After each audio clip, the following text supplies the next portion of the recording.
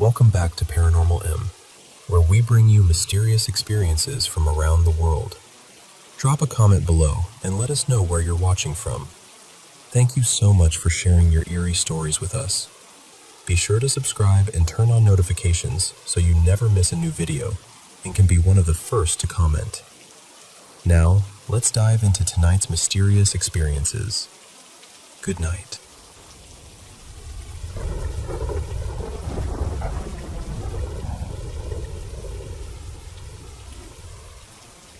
I want to tell you about one of the eeriest stories to come out of Turkey, and what makes it so unsettling is that people there have about it for generations.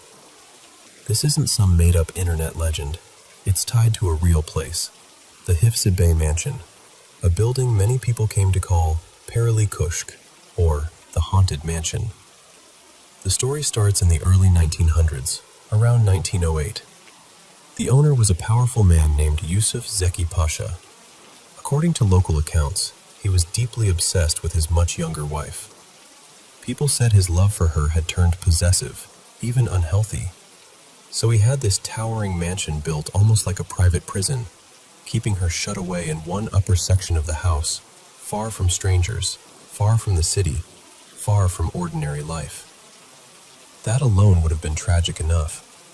But what really gave the mansion its dark reputation happened after he died in 1925.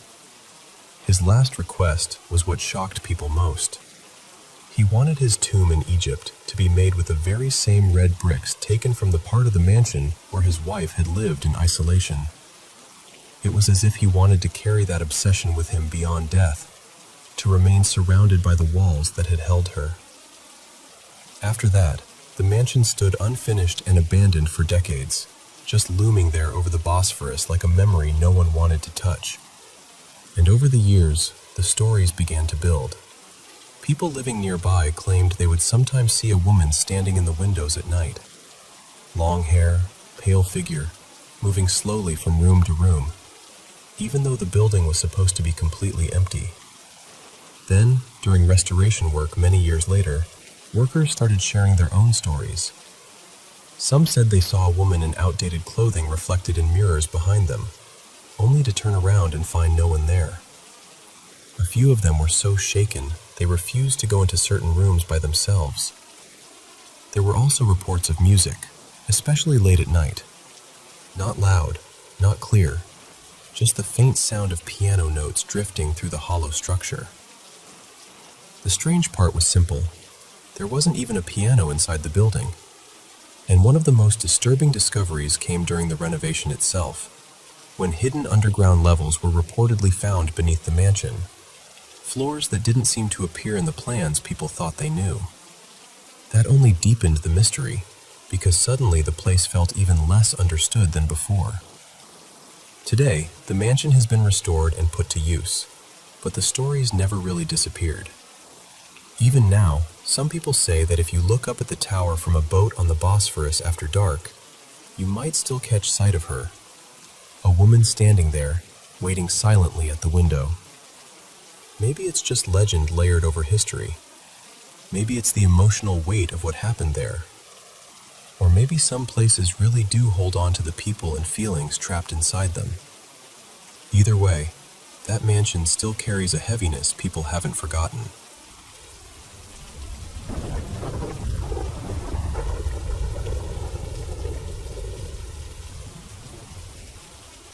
So this happened in an old house we had in Indiana, and I'm not the only one who remembers strange things happening there. My family could back up plenty of these stories, but this one has always stayed with me. One afternoon, I was downstairs in the basement, trying to get through a workout, when my son Trent came down with his cousin Abby. They were around 8 or 9 then, full of energy, loud, playful, and definitely not interested in letting me exercise in peace. They were tearing around the basement, laughing and carrying on, and finally I told them, "All right, enough. Go back upstairs and let me finish." They said they were going to play hide and seek, and I told them that was fine, as long as they stayed out of the basement. So they ran back upstairs, and I went back to what I was doing. A couple minutes later, I heard footsteps on the basement stairs again. I turned, expecting one of them to be sneaking back down, and I saw Abby. She came hurrying into the basement like she was looking for a place to hide. Without saying a word, she slipped behind a door and crouched there. Not long after that, Trent came downstairs too, but this time he was whispering. He asked me, "Have you seen Abby?" I remember feeling annoyed because I thought they were both ignoring me and turning this into part of their game. I motioned toward the door where I had just seen her hide and said something like, "Yes, and I'm getting tired of you two coming down here." Trent went straight to the door and pulled it open. There was nobody there. I can still remember the way that felt. My whole body just went cold because I knew what I had seen. At that point, I stopped working out completely, and Trent and I searched the basement together. We checked everywhere. Abby was nowhere downstairs. I started calling for her, honestly, panicking a little by then, and she answered me from upstairs. She had been up there the entire time. I went up right away and asked her if she had come down to the basement and hidden behind that door. She looked at me completely confused and said no, she had never come downstairs at all. And I believed her, because there was no way she could have gotten back upstairs without us seeing her. When I explained what I'd seen, the look on her face changed. First confusion, then fear. She understood exactly why it shook me. The truth is, that house had a reputation with all of us. Almost anyone who spent enough time there knew something wasn't right. There were certain places in the house where the atmosphere felt heavy, where odd things happened more often, and the basement was definitely one of them. Needless to say, we all stayed upstairs after that. Nobody wanted to go back down there for the rest of the day. And that was just one story. There were many others, some that happened to me, some told by relatives, all centered around that same house. I never really knew why it felt haunted. There was talk about a woman who had lived there before us and passed away in the home. I didn't know much about her, only that she was deeply religious. Whatever was in that house, it never felt like just one presence. It felt like many. Some of them seemed mischievous, almost playful in a cruel way. Others felt darker. People saw shadows.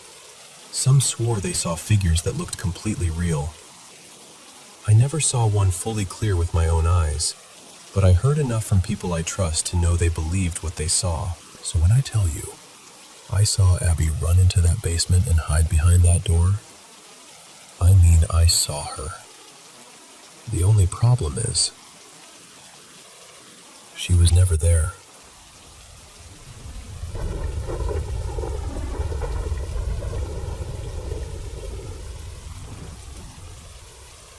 When I was about 9, my mom and I moved out to my grandmother's horse ranch, and that's where everything started. Even now, my mom says one of the biggest mistakes she ever made was giving me the upstairs room on the left side of the house instead of the one across the hall. There was this little walk-in attic connected to my room, and from the beginning, she said it just didn't feel right in there. She couldn't really explain it. It just gave her a bad feeling. At first, nothing seemed too strange, but at night, if everything was really quiet, I'd hear what sounded like a baby crying. Faint. So faint that I kept telling myself it had to be coming from outside somewhere. The next morning, I asked my grandmother about it, and she told me maybe it was goats from a nearby property. That sounded reasonable enough, so I tried not to think too much about it. But after a while, little things started happening. I'd come home from school, and my radio would be playing a completely different station from the one I'd left it on. I asked everyone in the house if they'd gone into my room, and every single one of them said, no. Then my bedside lamp started turning on by itself. I'd wake up in the morning and find it glowing, with no memory of switching it on the night before. What really got to me, though, was that attic door. It started cracking open on its own at random times, even when no one had been in my room. I got so scared of it that my grandfather finally put a lock on the door, just to help me feel better. I remember being relieved, but only a little, because deep down, I felt like the lock wasn't really the point. It was whatever was behind that door, or maybe around it, that bothered me. Then one morning, my grandmother was standing at the kitchen window, staring out toward the pasture. She called me over and told me to look.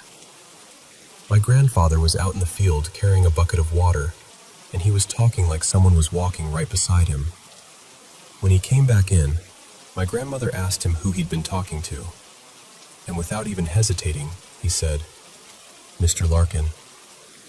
Just plain as day, like it was the most normal answer in the world. Then he stopped, blinked, and kind of laughed it off. He said he could have sworn there'd been a man walking with him, even though he knew that sounded ridiculous. Not long after that, we learned more about the land itself. There was a pasture where the mares used to gather under the only tree in the field. Over time, they'd kicked up so much dirt around it that old headstones started showing through the ground. That's how we found out the property had once had a family cemetery on it, long before the ranch was sold. 2 of the graves were women who had died during childbirth. And then there was the old barn across the road. We later learned that decades earlier, a man had taken his own life there. So by then, all those strange little things didn't feel so little anymore. One morning on the school bus, something happened that I still think about all the time. Usually I was the first one picked up and the last one dropped off, but that day the route had changed, so there was already another kid on the bus when I got on. He waved me over and told me to sit with him. Almost immediately, he said his family used to live on our property. We talked about it for a minute, and then he got quiet. He looked at me and asked, "What room do you have?" I told him, and I will never forget the way his face changed. He looked down for a second, then back at me, and said, "Does anything happen in that room?" Even now, telling that story gives me chills.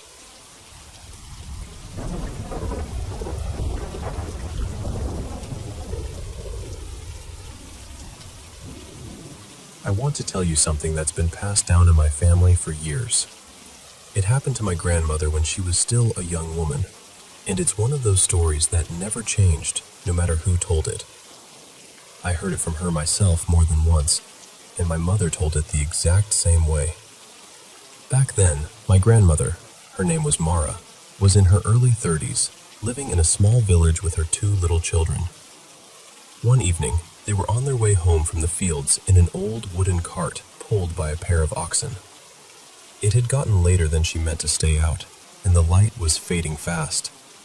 Since the children were sleepy and worn out, she decided to take the quicker path back, the one that ran beside the cemetery. As they got close to it, the oxen suddenly stopped. Not slowed down, stopped completely. She tried calling to them, urging them forward, even tugging at them, but they wouldn't budge. Not one step forward, not one step back. She always said the animals were trembling, slick with sweat, breathing so hard it frightened her. It was like they were panicking over something she couldn't see, yet somehow they were frozen in place. That was when fear really set in. So she started praying, quietly at first, then more earnestly, just the prayers she knew by heart, the ones that came to her in that moment. And the second she finished, the oxen lurched forward. But they didn't just start walking again, they bolted.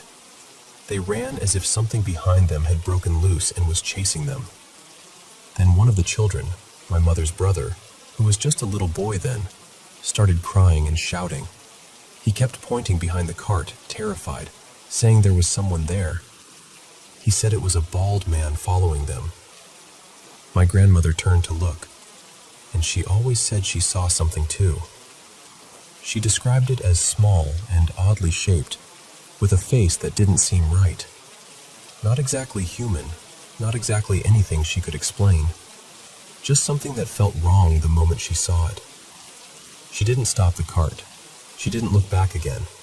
She just held on to the children and let the oxen run until they reached home. What always stayed with me is that she never told this story to scare anyone. She never dressed it up or tried to make it sound bigger than it was.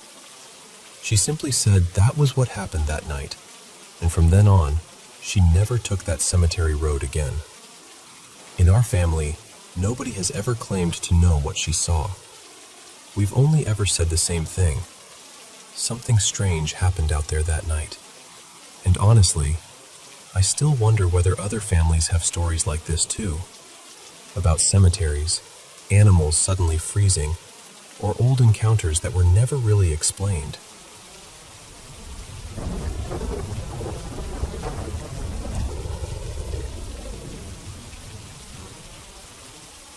Last winter, I was staying at a friend's farmhouse with a small group of close friends.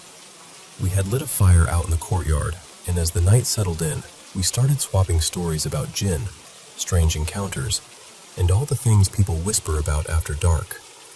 Right in the middle of it, the old caretaker came out and told us dinner was ready. My friend smiled and said, "We'll come in soon." But I stopped him and said to the caretaker, "Why don't you sit with us for a while? We're telling jinn stories, and I'm sure you must know a few." He gave a quiet smile, nodded, and said, "Oh, I know plenty." So after dinner, we asked him to come back and join us by the fire. He settled down, looked into the flames for a moment, and then began. He said, "Back in my village, there was a large house owned by a wealthy family. They had one daughter, Samira. She was strong-willed, the kind of girl who liked doing exactly what she was told not to do. Her mother always warned her not to go up to the roof around sunset, but she never listened. Right beside their house was an abandoned piece of land, overgrown with thick wild trees and bushes. People in the area used to say that place carried a bad feeling." He paused, then continued. "One evening, at a very unusual hour, Samira bathed and then went up to the roof. A little while later, her mother realized she was nowhere to be found. Then, suddenly, there was a loud crashing sound from the empty plot next door. Two neighbors rushed over and shouted that the girl had fallen from the roof. She was badly injured. They took her to the hospital. The doctors said there was a small fracture near her knee and that she would need proper rest. But when she returned home, something about her had changed. She became withdrawn, quiet, not like herself at all." He leaned in a little closer. Her mother had diabetes, so she woke at nearly the same hour every night. One night, when she got up, she found Samira standing motionless in the dark, staring out toward the wild trees. When her mother gently touched her shoulder, the girl jerked in surprise and said, "How did I get here?" At first, the family thought she was just traumatized from the fall. But then her grandmother came to visit and started talking about the wedding that was supposed to happen soon. Samira looked at her in a way that made everyone uncomfortable. Then, in a voice that didn't sound like hers at all, heavy and rough, she said, "What did you say, old woman?" After that, she made this deep growling sound and said, "I am the one from the empty land. That day, I pulled her to me. She will never marry. I have taken her." He shook his head slowly. The whole family heard it. Fear spread through the room. No one could move. They said the air itself felt cold. That was the moment they became convinced that something unnatural had taken hold of her. After that, she would let her hair loose, whip her head around wildly, stare with huge eyes, and laugh in this sharp, chilling way. And you know how small towns are. News spreads before the day is over. Soon, everyone was saying the girl was possessed. The man she was engaged to also heard about it. His family came to see for themselves. The moment Samira saw him, she burst into laughter and said in that same deep voice, "You? You still want to marry her?" Then she snapped her fingers and said, "I'll send you somewhere you'll never return from." The poor man fled. He sighed before going on. Then one day, a man from a nearby town appeared at their door. He said he had heard about the girl and believed he could cure her. At first, the family wanted nothing to do with him and tried to shut the door. But he stopped them and said, "At least let me try." They were exhausted by then, desperate and worn down, so they agreed to listen. But the man had one condition. The caretaker looked around at us before continuing. He said, "My treatment will only work if you promise to marry your daughter to me." We all went silent. He said, "Of course the family was furious. Who asks for something like that?" But the man kept talking. He said, "Think carefully. The whole town knows about her condition now. Who else will marry her? I'll cure her and I'll marry her. This isn't even my profession. I have a regular job. This is simply knowledge I have." The family struggled with it, but they felt trapped. No respected family would now agree to marry their son to her. Under normal circumstances, they would never even have considered this man. But helpless people often agree to things they would once have rejected. In the end, they said yes. He made an arrangement with them. Half the treatment before the wedding, the rest after. And strangely enough, Samira did begin to improve. The growling stopped. She spoke more normally, though sometimes she would still laugh for no reason. The man told them, that too will disappear after marriage. And so they were married. He looked down at his hands. For nearly 2 years, everything seemed peaceful. It looked as if she had truly been healed. Then one day, she came to visit her parents. I happened to be there, doing some work outside. By chance, I overheard her speaking softly to her husband. The fire crackled while he spoke. She was laughing under her breath and said, "Do you remember our plan? I really did fall and injure myself, yes. But the sounds, the wide eyes, the frightening expressions, the deep voice saying the jinn from the empty land had claimed me. That was all an act. Every bit of it." No one around the fire said a word. The caretaker continued, more quietly now. When her family found out, they were devastated, completely shattered. They realized they had been fooled by their own daughter. For years, they had lived under the weight of gossip and pity. They had spent their savings on fake healers and false hope. And all along, she never once stopped to think about what it was costing them. Not just in money, but in dignity, in heartbreak, in shame. He sighed deeply. In the end, they disowned her. They told her never to return. The marriage she wanted so badly ended up costing her the family she was born into. Then he looked at us and said, "That's the story. And the lesson is this. Not every frightening thing is a jinn story. Sometimes it's deception. Sometimes the people who claim they can help only want your money. And sometimes the real darkness comes from the lie of someone you trust."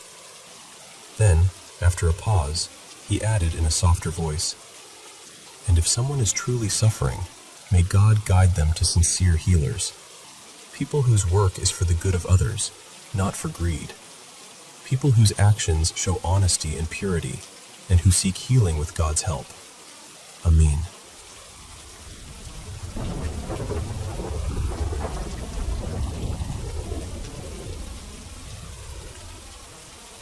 You know, I've told this story a few times, but every time I do, I still get that same uneasy feeling.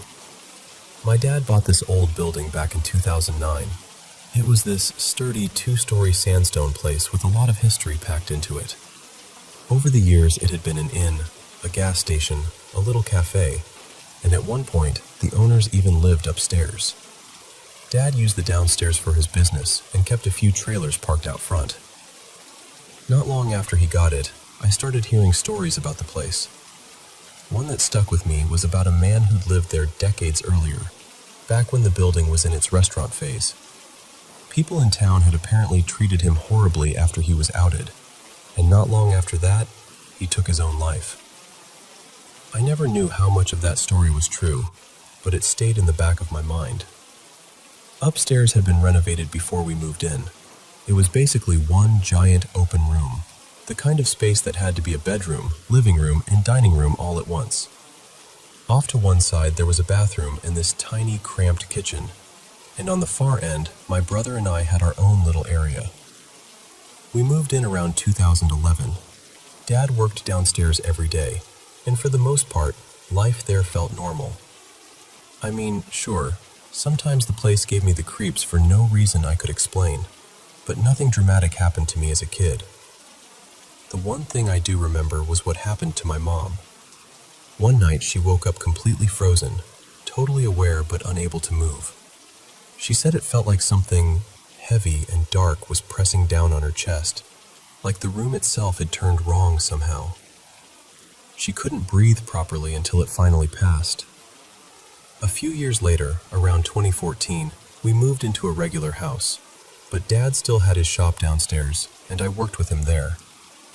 One afternoon, I got ridiculously tired and decided to go upstairs to nap.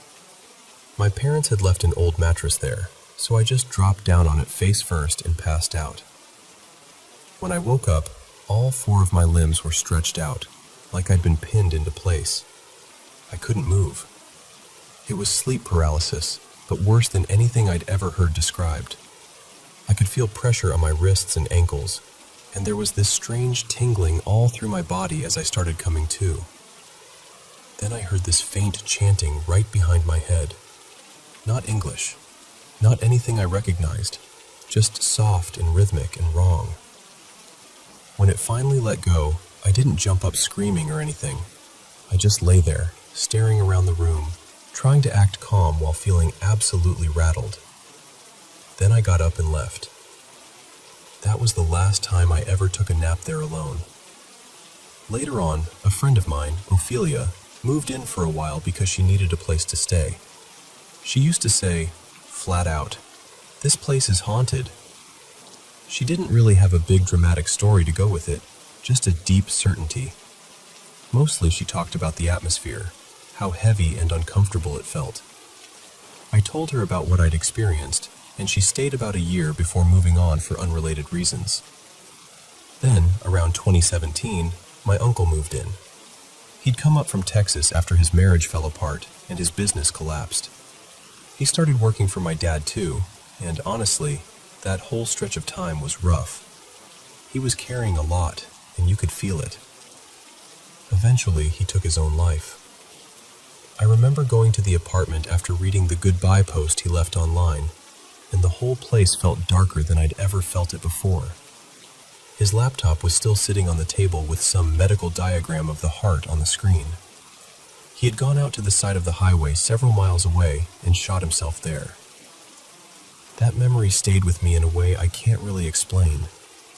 It felt like the apartment absorbed every tragedy that touched it. Mine was vivid and awful. A man walked into the local grocery store and shot himself right in front of me. Sadie's was different, but just as disturbing. In hers, she was trying to talk to her mom, but her mom couldn't hear her. Then in the dream, she realized she had died and was the one haunting the room. We woke up and told each other what we'd dreamed, and it shook us both. We tried to reason it out. Maybe it was just suggestion. Maybe we already knew too much about the place. But still, it was unsettling. Not long after that, we adopted a cat and named her Lady. Within days, she made it very clear there was one particular part of that apartment she did not trust. It was this open closet area in the corner near the bathroom door.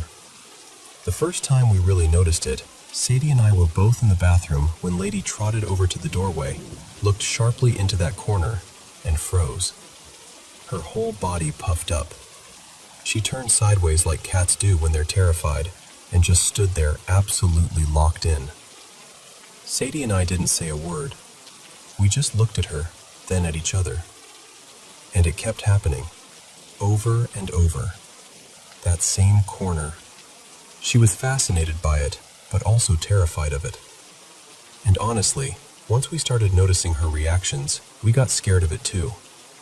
The apartment already felt off in general, even in broad daylight, but that corner felt especially wrong. One morning, while I was still asleep, Sadie got up to use the bathroom. While she was in there, Lady let out this scream from just outside the door. Not a yowl, not a hiss, not a regular cat noise. Sadie said it sounded horrific, like an animal in absolute panic.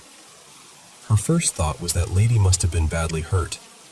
She rushed out, heart pounding, and couldn't find her anywhere. Eventually she found her hiding behind the microwave, staring out with this terrified look on her face. I somehow slept through all of it, but when Sadie woke me up and told me what had happened, I remembered the dream I'd been having. In it, I was just falling down an endless staircase. That was the whole dream, just falling and falling. After that, Lady started hiding behind the microwave all the time. It became her safe place, and that scared us more than anything, honestly. We worried about her when we were gone. We started staying home more because we didn't want to leave her there alone. Then, the strangest confirmation came from downstairs. At the time, the lower floor was being rented by a native man named Jeff, who made regalia for dance ceremonies. One night, Sadie and I had a little fire going out back, and Jeff came over to smoke and chat. The conversation was casual at first, and then out of nowhere he asked, "Y'all got something weird going on upstairs?" I remember just staring at him. I asked, "Like paranormal weird?" And he said, "Yeah, this place is haunted. For real." That hit us hard because there was no real reason for him to know we'd been talking about it. It's not like we were shouting ghost stories out the window. So I asked him what he'd experienced. He said he'd had a few unsettling things happen downstairs, but what really got him was the noise from upstairs. He'd see us leave through the big front windows, watch our car pull away, and then minutes later hear somebody walking around up there. Not light little sounds either, not cat feet. Heavy footsteps. A grown man pacing back and forth from one side of the apartment to the other. The chills I got hearing that. I still remember them. Then he told us about one night he'd pulled up and seen a black figure moving inside downstairs. He thought somebody had broken in. He grabbed a huge knife, went in ready for a confrontation, and found the place locked and empty. No one there. Jeff said he'd been wanting to talk to us for a while, but didn't want to sound crazy. Then he offered to help. He told us he wanted to smudge the place, but that doing only downstairs wouldn't matter if whatever was there was throughout the whole building. He had a blend of cedars from different places, and said he'd smoke out his side if we did the same upstairs. He told us to open the windows and doors, let the smoke move through, and speak out loud. Tell whatever was there that it had overstayed its welcome, that the place belonged to the living now, and it needed to move on. So we did exactly that. Jeff texted me when he started downstairs, and Sadie and I began upstairs at the same time. I know this might sound dramatic, but the difference afterward was immediate. The apartment felt lighter, peaceful even. Lady stopped reacting to that corner. She stopped hiding. The strange, oppressive feeling that had settled over everything just lifted. Maybe somebody could call it placebo, and maybe that's fair, but all I know is it worked for us. Nothing happened after that. Not one thing. Before long, Sadie and I moved into a house, and thankfully, nothing followed us. Lady never showed any of those strange behaviors again either. After us, my brother and his wife lived there on and off, and she said the place still felt creepy, but she never had a concrete story to tell. Then in 2025, one of my longtime friends moved in with his wife. I hadn't really brought up the haunting stuff to him before. We weren't talking much back when I lived there, so it just never came up. But later on, after we'd started hanging out more and playing music together, his wife came with him to a jam session, and I casually asked how she liked the apartment. She said, "I really like it, but I don't like being there alone." I asked if anything strange had happened. She said not exactly, just that she always felt like she wasn't alone, and their dogs would get stirred up over nothing. My friend joked that dogs do that anyway, but then I asked her if there was one particular spot in the apartment that bothered her most. She started to answer, and I stopped her. I pulled out my phone and typed a description of the place I was thinking of. I wanted to see if she'd say the same thing without me leading her. Then I asked, "Okay, where?" And she said, "That corner by the bathroom, the one with the little closet." I showed her my phone, and she just stared at it. That was the moment that really stayed with me. Out of all the places in that apartment, it was always that same corner. Always. I've wondered a lot about why. I've wondered whether that old story about the man from decades ago connects to it somehow. I've wondered if that was the exact spot where something terrible happened. Truth is, I don't know. I just know too many people felt the same thing in the same place for me to dismiss it completely. And even now, when I think about that apartment, that's the part I see first. That corner by the bathroom.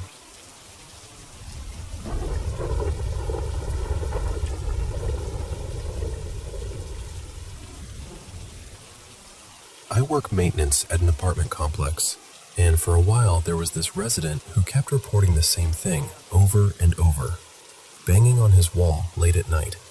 He was convinced it was coming from the woman in the unit next door. The problem was, she always denied it, and nobody could ever prove anything, so there really wasn't much we could do. Now, this building is mainly for elderly residents and people dealing with mental health challenges, so complaints like that weren't exactly unusual. Most of the time, things had an explanation, or at least, that's what I always told myself. Eventually, the woman next door moved out, and I was the one assigned to clean and prep the apartment. For the first few days, everything seemed completely normal. Nothing out of place, nothing strange. But on the last day I was there finishing up, something happened that I still can't explain. The second I stepped into that apartment that morning, I felt it. Not cold exactly, but this deep chill ran through me anyway. You know that feeling when the air itself seems heavy? Like something is pressing down on you? That's the only way I can describe it. I kept working, thinking maybe I was just tired or having an off day, but the feeling never left.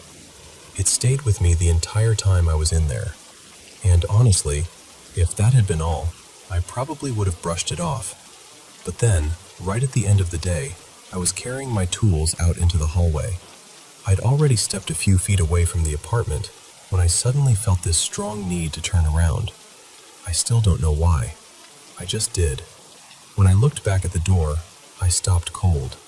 There was a gap under the front door, maybe about an inch or so, enough that you could see light and shadow from the other side. And under that door, I could clearly see the shadow of what looked like 2 feet, like someone was standing just inside the apartment, right near the door. I remember staring, trying to make sense of it, because I knew nobody was in there. I had been inside that unit all day. I would have seen anyone.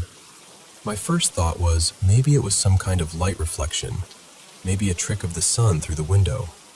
But then, the shadow moved. Not flickered, not shifted, moved. It looked exactly like a person turning and walking away from the door. I'll tell you right now, I did not go back in there to investigate. Absolutely not. I just picked up my pace and kept walking. Later on, once I'd calmed down a little, I tried to explain it away.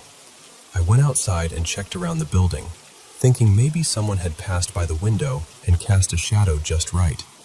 But the layout didn't support that. The apartment windows faced the shaded side of the building, and with the roof hanging over that side, sunlight didn't hit in a way that could have made that kind of shadow. The sun was too high, the angles were wrong, and there just wasn't any clear way for a person outside to create what I saw under that door. I even considered whether maybe someone was shining a flashlight or some other light source from outside. That's the only halfway logical explanation I've ever been able to come up with. But even that feels like a stretch. The truth is, I still don't know what I saw. And yeah, before anyone asks, people have passed away in that building before. That's just the reality of a place where most of the residents are elderly. As for that specific apartment, I can't say for sure, but I wouldn't be surprised. One more thing that makes it even stranger.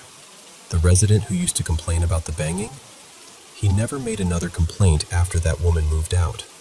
And the oddest part of all, the woman who had lived there, Marina, used a wheelchair. It was legs.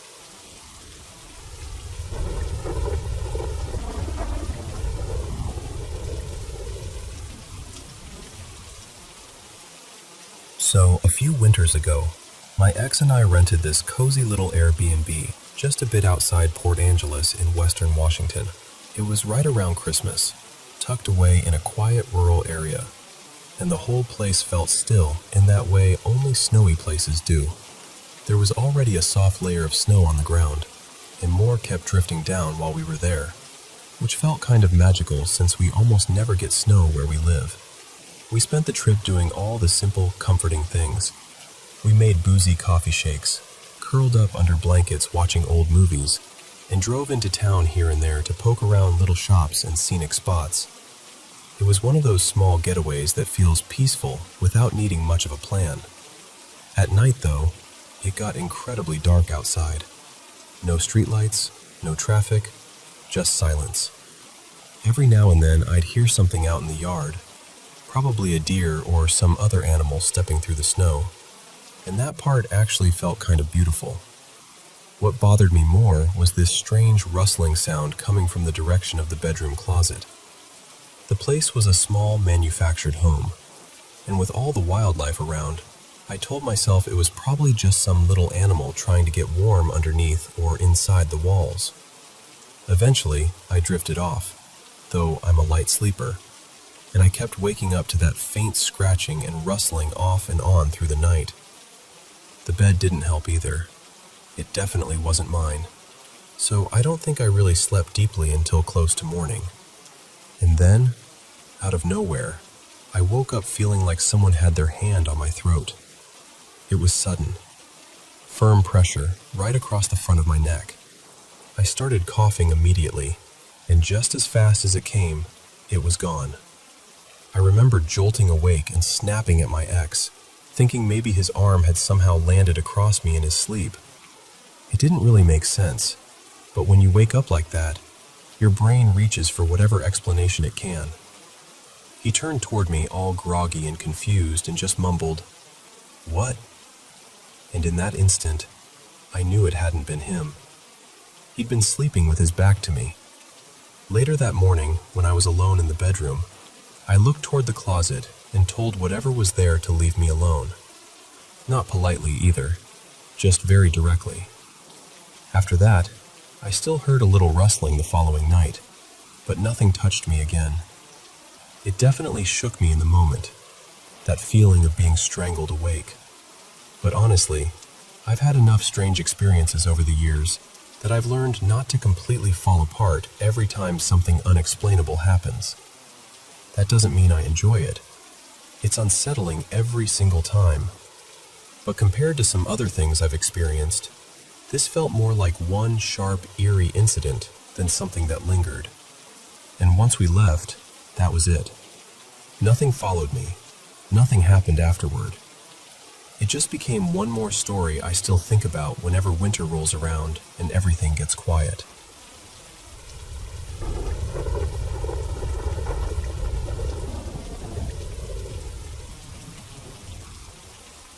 I was about 14 when this happened, and even now, years later, I can still picture it like it was right in front of me.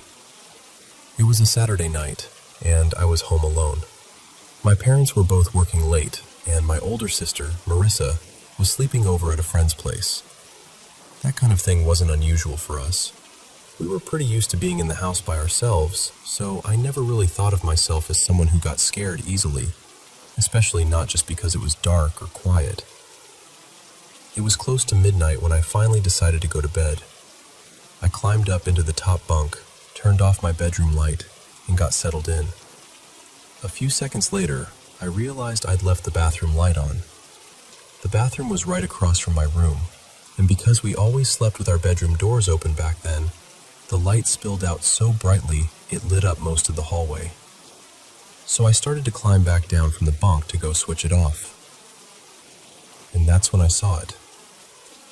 there was this tall, shadowy figure stepping out of the bathroom. I remember it so clearly it still unsettles me to talk about. It looked too tall for the doorway, like it had to reach up, grip the top of the frame, and duck its head to get through. Then it turned slowly and moved toward my sister's room. When it got there, it did the same thing again, grabbed the top of the doorway, lowered itself, and walked inside. The whole thing probably lasted 10 seconds, maybe less, but in my mind, it stretched out forever. What makes it so hard for me to dismiss is how clear everything looked. The hallway was bright. I wasn't dreaming. I wasn't half awake.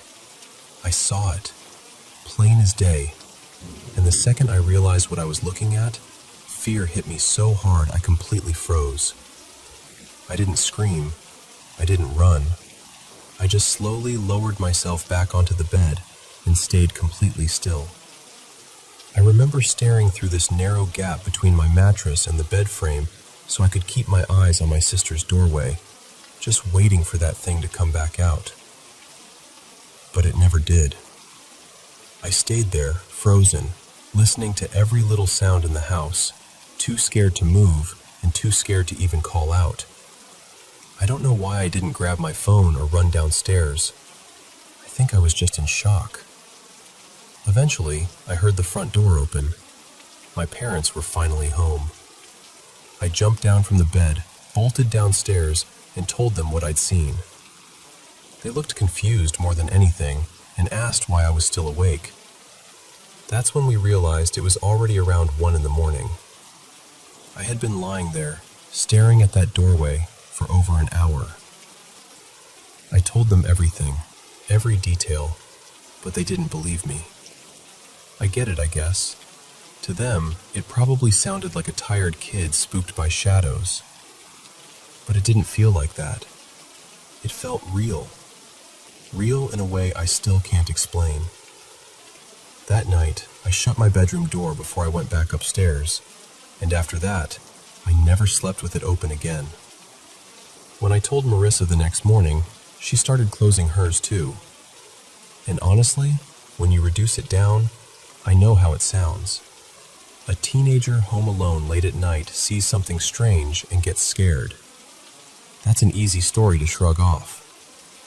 But what stays with me is how vivid it was. The shape of it, the way it moved, the way my whole body locked up before I could even think. It's been about 10 years now. I still don't really believe in ghosts or spirits or anything like that. But I also can't explain what I saw that night. And that's the part that still gets to me.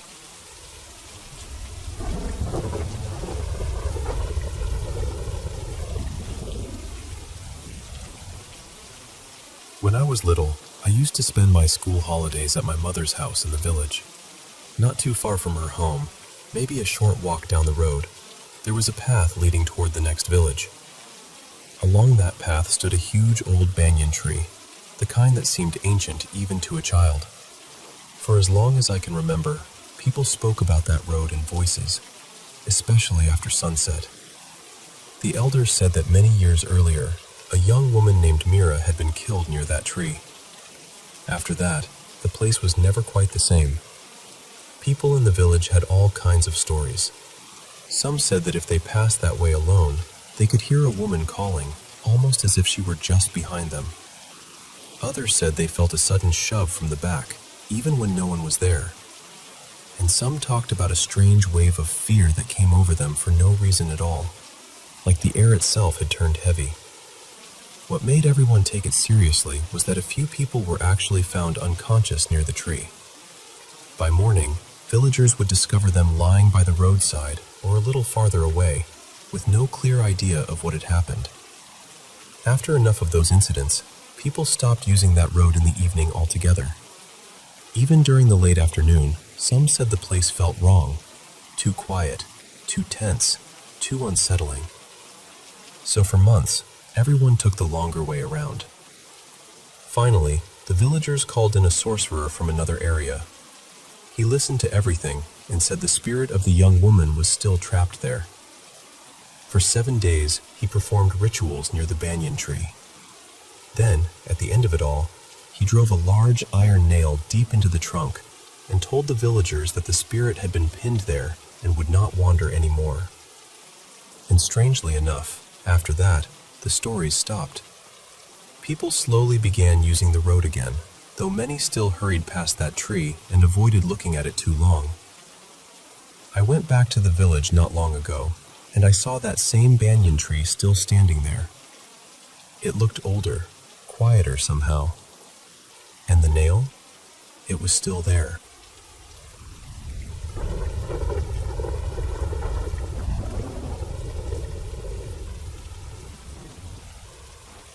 I still remember this so clearly because it happened during the lockdown in 2020, when life already felt eerie and uncertain.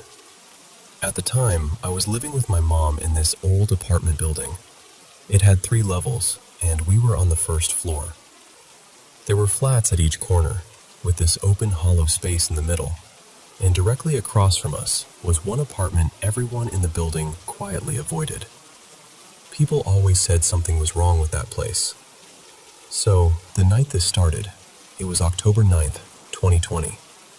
Nothing unusual was going on. I was lying there playing a game on my phone, and my mom was watching one of her usual shows on TV. It felt like any other late night. Then I checked the time. It was 11:35 p.m. I got up to head to the bathroom, and the second I opened the door, I heard this strange sound. It's honestly hard to describe even now. It wasn't exactly a voice, and it wasn't exactly a noise either. It was like something between a whisper and a vibration, like the air itself had shifted for a second. It made me pause, but I brushed it off and kept going. I had only been in the bathroom for maybe half a minute when I suddenly heard screaming from the flat next to ours. Not just startled yelling, real panic. Everyone came rushing out into the hallway. Our neighbor, a woman who had only moved in recently, was shaking so badly she could barely talk. She said she had been tidying up her room when she saw a figure standing in the corner, just watching her. And then, right in front of her, it disappeared. The unsettling part was that she had no idea about the stories people told about that side of the building. She didn't know anything about the apartment across from us, or the rumors attached to it. I wish I could say that was the end of it, because honestly, that would have been easier to accept. But exactly 1 week later, it happened again. That night, I was sitting at home working on something, completely focused, when I heard that same strange sound. The second it reached my ears, this cold feeling ran through me. I turned and looked at the clock immediately. 11:35 p.m., the exact same time. This time, I didn't hesitate. I rushed straight to the door, and before I could even fully open it, another scream rang out, this time from a different neighbor. We all stepped out again, hearts pounding, and found him standing there pale and breathless. He said he had seen someone standing near his bedroom entrance. When he got up in shock, whatever it was darted toward the front door and vanished. Just gone. After that, nothing else happened while we stayed there, and we lived in that building for almost another year. No more sounds, no more screams, no more sightings. But even now, I can't shake the feeling that whatever it wasn't just there to scare people. It felt deliberate, like it was appearing for a reason, like it was trying, in its own strange way, to get someone's attention, or maybe tell us something we were never able to understand.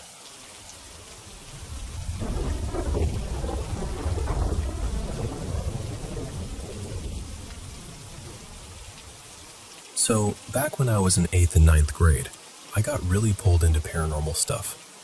I had a girlfriend then who was super into witchy things, and through her, I ended up getting fascinated by it too.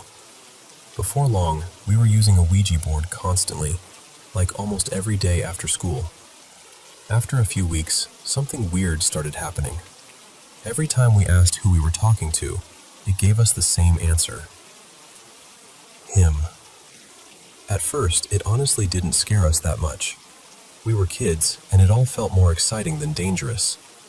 But over time, the tone changed. It got mean.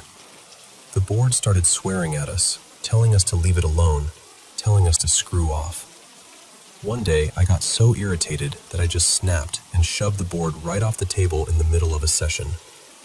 After that, I backed away from it for a little while. But the weirdness didn't stop. A couple weeks later, I was working a late shift stocking shelves at Walmart. Out of nowhere, I heard somebody whisper my name. I figured I imagined it. Then I heard it again, louder this time. I checked the next aisle thinking maybe someone was messing with me, but nobody was there. Then it happened a third time, clear enough that I actually shouted, "Okay, who keeps calling me?" Nothing answered. Maybe half a minute later, one of my coworkers came up to me looking seriously unsettled. She asked, "Did you just hear your name called 3 times?" I said yeah, and she told me she was a medium, and that hearing your name called like that could mean someone in your family was about to die. Now, I've always been interested in paranormal stories, but I'm skeptical too.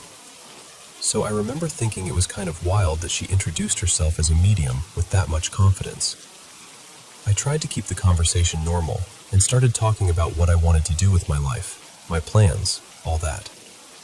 She cut me off and said, "Every time you talk about your future, I hear this ugly little laugh. Something negative is attached to you. It doesn't want good things for you." She had no idea about the board. None. And the second she said that, my stomach dropped, because in my head I immediately connected it to him.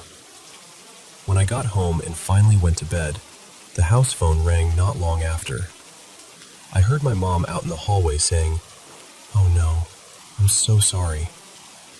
I was downstairs before she even hung up. Somebody in our extended family had just passed away. It wasn't someone I was especially close with, but still, after what had just happened at work, it hit me hard. You'd think that would have been enough to make me stop. But honestly, at that age, it made me more curious. It scared me, sure, but it also made everything feel real in a way I hadn't felt before. So not long after that, I invited my best friend and my girlfriend over to my parents' basement to use the board again. That ended up being the last time I touched one for years. It was the middle of the afternoon, bright outside, nobody else home. We'd been sitting there maybe 20 minutes when all 3 of us suddenly smelled breakfast sausage cooking. Not faintly either. It was strong, unmistakable, like somebody was frying it right beside us. There was absolutely no reason for that smell to be there. So we asked the board if that was him, and it answered yes. Later on, my parents came home and made dinner. We stopped to eat, then went right back downstairs. By that point, we were pushing it, really pushing it, asking it to prove it was there, asking it to touch us, moving around the room trying to feel cold spots. Then my girlfriend and I did something unbelievably stupid. I asked if it could possess her. The planchette moved faster than I had ever seen, straight to yes. And then it started counting down. The bulb over our heads started buzzing, then flickering, and then it went dead. Total darkness. I panicked instantly and ran upstairs screaming. When I got to the living room, my dad was still sitting there, watching TV. And through the front window, I saw this huge white flash outside. The transformer across the street blew. What stuck with me was the order of it. In my mind, the transformer should have caused the power to go. But the bulb above us had already buzzed and died first. Then, after we were already upstairs, the transformer blew. My friend was still downstairs crashing into furniture and swearing because he'd tried to run in the dark. In all the chaos, trying to explain to my parents what had happened, I completely forgot about my girlfriend for a few seconds. Then she came walking upstairs, slowly, almost casually, like nothing had happened at all. No panic, no fear, just calm. She walked past me and muttered something in this voice that was way deeper than her normal one. It was low enough that it didn't even sound like her. I stopped and said, "What?" And she turned to me in her normal voice and said, "What?" like she hadn't spoken. Then she did the same thing to my friend. I told her she needed to go home, and she did. My friend and I were both wrecked after that. We slept with lights on for weeks. I was so freaked out that I actually left the house later that night, just because I couldn't settle down. My parents told me afterward it was all coincidence, that maybe a branch had hit something outside. I accepted that for a long time. But years later, at a family gathering, it came up again, and they admitted they'd only called it a coincidence to calm me down. There hadn't even been any wind that night. A few years passed before I touched a board again. By then, I was in high school and dating a new girl, Sadie. I told her everything that had happened back in 8th grade. Instead of getting creeped out, she and her sister got completely fascinated. They wanted to try it themselves. Sadie's dad lived out in the country in this huge house with a finished basement and a long hallway that always felt wrong somehow.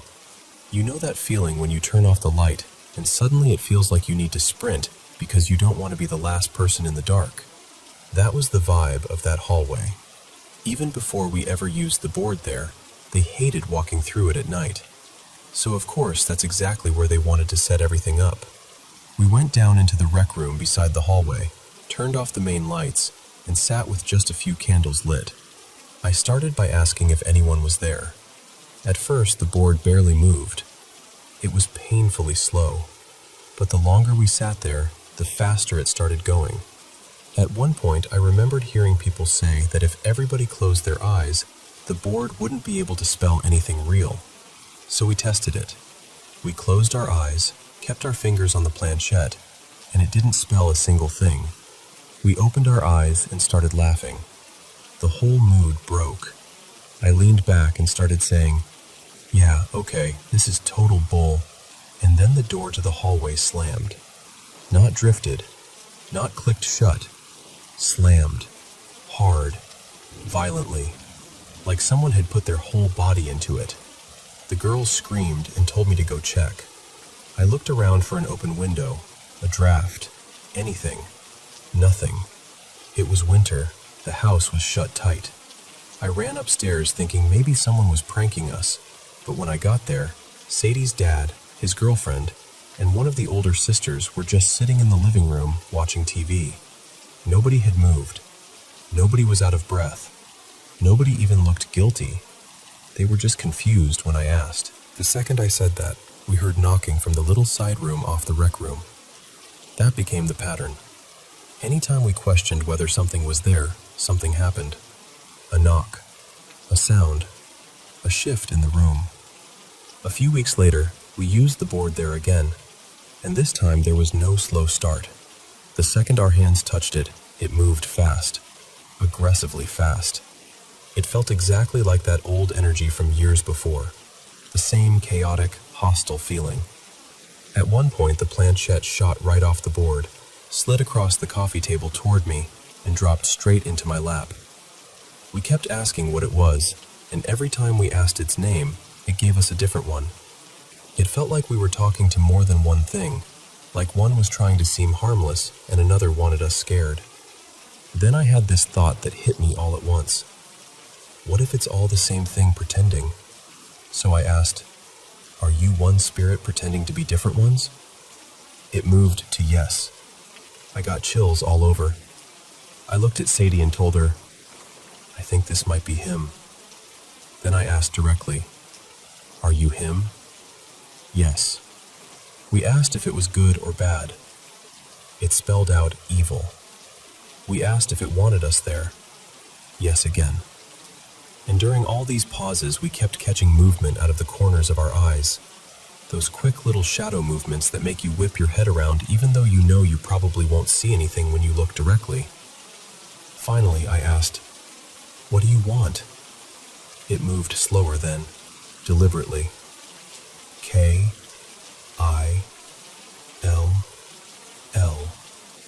And when it got to the last letter, it hovered there, making these tiny circles over the L like it wanted to make absolutely sure we understood. We asked who it wanted killed. It spelled out Sadie's sister's name. That was it for me. I said, "Nope, forget this." I forced the planchette to goodbye, and I told them I was done. Completely done. That summer, my parents rented a little cottage near the beach.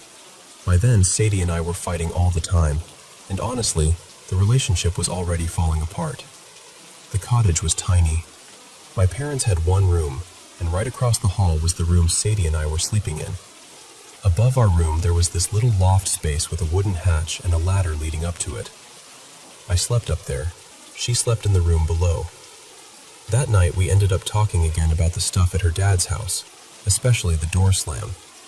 Then, because we were young and stupid and already annoyed with each other, we got into an argument and went to bed angry. Sometime around 3 in the morning, I woke up to a whisper saying my name. At first, I ignored it. I figured Sadie was still awake and trying to talk to me from below. Then it came again, clearer.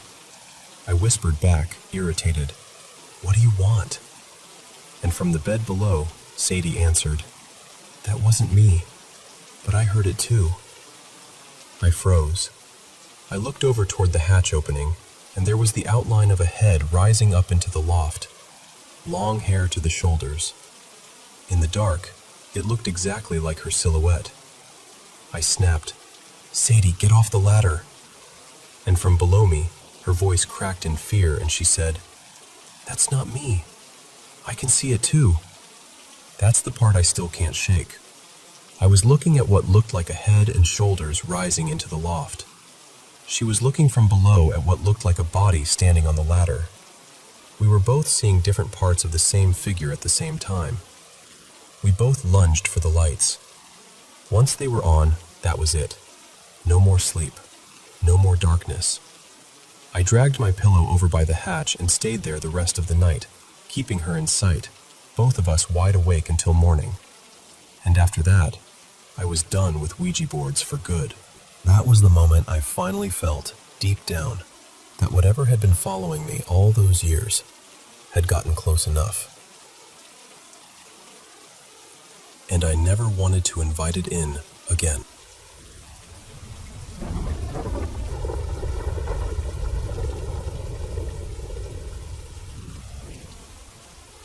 Hey, I've been living in this house for around 6 years now, and for a long time, I kept telling myself all the weird stuff happening here probably wasn't a big deal. Little things, you know? Catching movement out of the corner of my eye, hearing sounds I couldn't explain, that kind of thing. I brushed it off for years because I didn't want to overreact. But about a year ago, it started feeling different. Heavier. Less like random little moments and more like something was actually there. One night a few months back, my friend Mason was over. We were just hanging out in the kitchen, talking like normal, and I stepped away for a minute to use the bathroom. While I was in there, I heard him calling my name from my bedroom down the hall. Over and over, just, "Ava, come here." But the voice felt off. It sounded like Mason, but not fully. Like something was wrong with it. I called back, "What?" And instead of answering me normally, it just repeated the same thing again. "Come here." So I came out of the bathroom and went to see what he wanted, and when I called his name, he answered me from the kitchen. The kitchen. And that's what messed me up, because I had just heard him calling me from my bedroom, which was all the way across the house. I asked him why he was messing with me, and he looked genuinely confused. He told me he'd never left the kitchen, and he hadn't called my name at all. At first, I thought he was joking, but Mason's the kind of person who breaks character almost immediately if he's messing around. He swore he didn't do it, and I believed him. Honestly, I still do. To this day, neither of us can explain who or what was calling me. Since then, things have gotten stranger. Stuff moves when I'm not paying attention. Objects slide or fall for no reason. And a couple of times things have come straight off shelves when I was alone and hit me. I've heard breathing in other rooms when nobody else was there. The worst place by far is the basement. especially the laundry room. Every single time I go down there, I hear something. Small noises, shifting sounds, sometimes what feels like movement just out of sight. Once or twice, I've even caught what looked like a figure standing in the dark. And it's not just me imagining it. My family and my friends have all said that room feels wrong. Ever since I was little, I've always been really sensitive to energy, and whatever is in that laundry room feels deeply negative. It's not just creepy, it feels bad. Like the air changes the second you step near it. There was another moment I can't stop thinking about. The power had gone out one night, and I was trying to make my way into my room in the dark. I didn't have my phone or a flashlight, so I was basically feeling my way around. Right as I stepped inside, I felt something brush against my shoulder.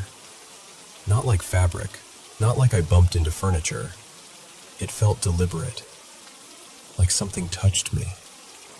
And when I finally checked the room, there was nothing there that could have caused it. That's the part I keep coming back to. I've never felt this way anywhere else. It's just this house. And I know how this sounds, but I'm not making this up, and I'm not disconnected from reality. I do have a therapist, and I'm not ignoring my mental health. I've thought about every logical explanation I can, but I'm scared. More scared than I used to be.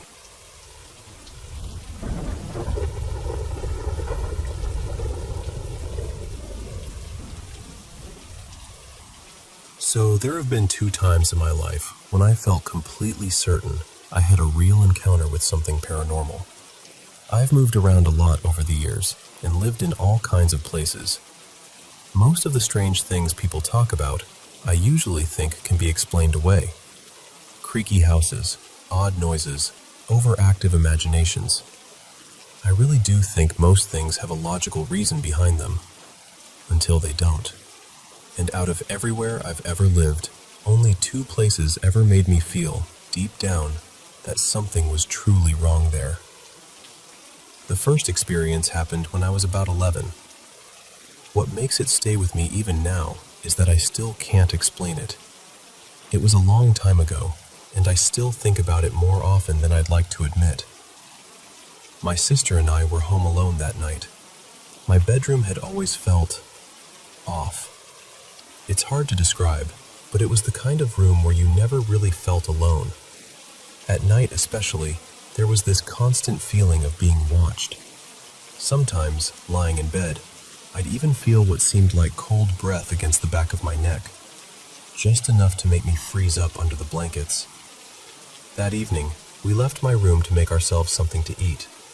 We didn't hear the door close, didn't think anything of it. But when we came back down the hall with our plates, the bedroom door was shut tight and locked. And the strange part is, the lock only worked from the inside.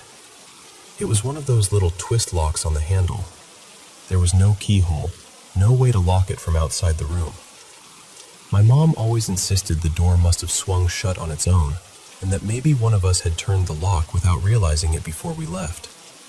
But the window was closed, and even if the door had somehow drifted shut, I still can't make sense of how it would have locked itself. What stayed with me even more was how my mom reacted afterward. She had the lock removed not long after that. Then, within a few weeks, we moved out. For a while, we stayed at the house of the man who later became my stepfather, even though it made her commute way longer every day. Looking back now, I honestly think she knew something wasn't right in that house. I think she just didn't want us to be scared. The second experience happened years later, when I was 24. One night, my electronics started acting up in the weirdest way.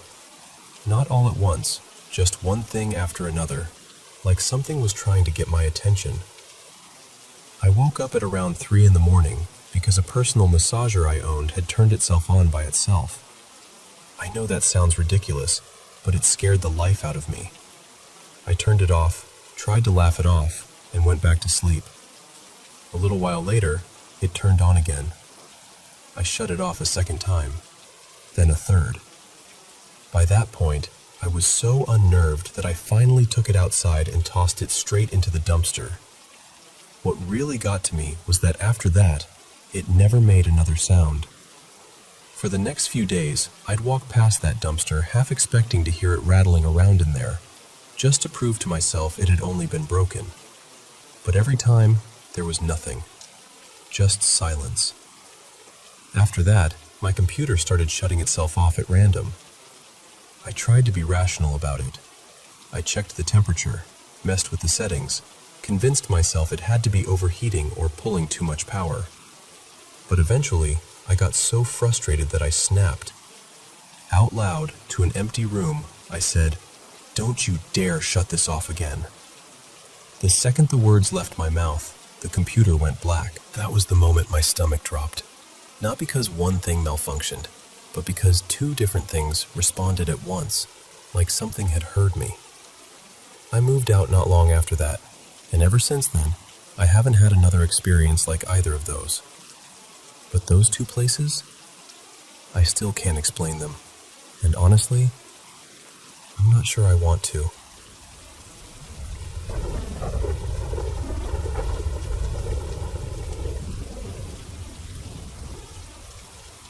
You know, I was raised on the kind of stories that settle into your bones.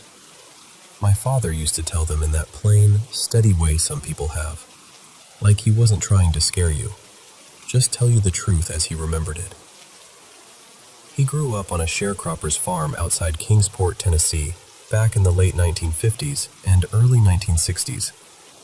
He was the youngest of 8 children, though because of the age gaps, there were usually only a few of them at home at any one time. For part of his childhood, the house also held his mother, his father, and his grandfather. It was a crowded life, hard in the ways country life often was, and some of the hardest parts came from his father's drinking. My dad always said his father could be gentle when he was sober, but when he drank, the whole feeling of the house changed. Everybody knew it. Everybody felt it. One evening, just as daylight was giving out, his parents got into one of their worst fights. My grandmother gathered up the children who were home and hurried them out of the house. They ran uphill, away from the yelling, away from the danger, and hid in an old tobacco shed on another part of the farm. That shed had once been a little house, years before their time. By then it was mostly used for storage, stacked with tobacco sticks and smelling like dust, wood, and old seasons. They stood there in the dark, trying not to breathe too loud, peeking through the opening as my father's dad moved around the yard below, searching for them. He circled the house and the outbuildings for a while, then finally went back inside. After that, they stayed put, waiting for things to calm down. And as the dark settled in completely, they started hearing something from the back of the shed. At first, it was faint, then clearer. A baby crying. Not outside, not far away. Inside that shed, back where the tobacco sticks were piled. 2 farm dogs had followed them up there and stayed close while they hid. When the crying started, those dogs pricked up and trotted toward the sound, disappearing into the darkness at the back. Everybody held still. Then, just seconds later, those same dogs came flying back past them like something had chased them out. They bolted from the shed and tore downhill at a dead run. That was all the rest of the family needed. My dad said they ran right after the dogs, nobody willing to stay and find out what a crying baby was doing in an empty tobacco shed in the middle of the night. The next morning, in full daylight, they went back to look. There was nothing there. No baby. No animal caught somewhere. Nothing at all. That was one of the first stories he ever told me. Another one centered around his grandfather, a man who had his own habits and routines. He'd stay out late in town some nights, drinking, and when he came home, he wouldn't go through the front door. Instead, he'd slip into his room through a window everyone kept unlocked for him. He did it so he wouldn't wake my grandmother, but it never worked. The window always rattled and groaned when it opened, and the bed spring squealed when he eased himself down onto the mattress. Everybody in that house knew the sound of him coming home. Then he died. And not long after that, they started hearing the same thing. That old window opening in the night. The same scrape, the same rattle. Then the sound of somebody climbing into that bed. The first time it happened, they figured one of the children must have come in that way for some reason. They checked the room. It was empty. The next time they checked faster. Still empty. Dad said the boy turned around, quiet as a shadow, and headed home. Never came back. Finally, my grandmother got tired of the whole thing. She told the boys to drag that bed out of the room and move it somewhere else. And once they did, the noises stopped. Just like that. Never happened again. There was another room with its own trouble. An old iron pot hung in the fireplace, and inside it rested a big brass spoon. They hardly used them, but every now and then, out of nowhere, they'd hear the sharp ringing of that spoon striking the pot. Every time they checked, nobody was there. Nothing was moving. No explanation at all. My grandmother endured it until she'd had enough, then took the spoon out for good. Once she did, the ringing never came back. What stayed with my father most, though, wasn't just the sounds. It was the feeling. He always said the strange things in that house came with a change in the atmosphere. Not cold air, not a breeze, nothing like that. He said the best way he knew to describe it was that the air felt charged, almost like the house was holding its breath. You could be going about your chores, doing ordinary things, and then little by little, you'd realize something had shifted. The whole place would feel wrong. He told me my grandmother felt it too, maybe more than anyone. She'd sometimes be coming back down toward the house after milking or working outside, carrying on with the day as usual, and before she even reached the porch, she'd know. Something about the house would feel bad. The closer she got, the worse it became. Then she'd hear it, crashing from inside like furniture being overturned, dishes breaking, things slamming into walls. The first time it happened, she grabbed one of her sons and ran back with him, sure they were about to find the house wrecked. But when they opened the door, everything was in its place. No broken dishes, no overturned chairs, no sign of any disturbance at all. After that, when it happened again, she handled it differently. She simply turned around and stayed away for a while. An hour later, she'd return, and the feeling would be gone. The house would be quiet, perfectly normal. One of my favorite stories he told me happened in the kitchen. It was just him and my grandmother at home that evening, getting supper started before the others came in from work. He was helping her prepare things, and after a while he started to feel it, that charge in the air. He noticed my grandmother had gone still too, glancing around without saying a word. Then came the knocking. Loud, hard. Not just somebody at the door, but the kind of pounding that feels angry. My dad moved automatically to answer it, and my grandmother snapped his name so sharply it stopped him cold. She told him not to open that door. She just stood there staring at it. Then the knocking came again, even harder. He started toward it a second time without thinking, and this time she caught him by the shoulders and held him back. Both of them stood there looking at that door, knowing full well it wasn't even locked. And then they heard footsteps. Heavy footsteps. They began at that very door, the one that had never opened, and crossed the kitchen floor. Slowly, deliberately, right in front of them. My father said those steps moved from one side of the kitchen to the other, as if somebody unseen had walked straight through the room. His mother and he just stood there, frozen, watching nothing and hearing everything. The footsteps reached the far door, then stopped. Silence. And the second it went quiet, my grandmother grabbed him and ran. She yanked open the nearest door and pulled him outside so fast they barely touched the steps. He told another kitchen story too, one from a bright daytime, which somehow made it worse. Slow, loud, clear as anything. Only the hallway was in full view, and nobody was there. All three of them went silent. The footsteps stopped too. They stared at the empty hall, then at each other, wide-eyed and holding their breath. After a few moments, when nothing else happened, they started laughing the way people do when they're scared and trying not to be. One of his sisters, trying to be brave or maybe just trying to break the spell, called out, "Well then, come on in and eat with us." And instantly the footsteps started again, only this time they were running, straight toward the kitchen. My dad said the three of them screamed at once. Both sisters grabbed him and took off out of that house in a blur.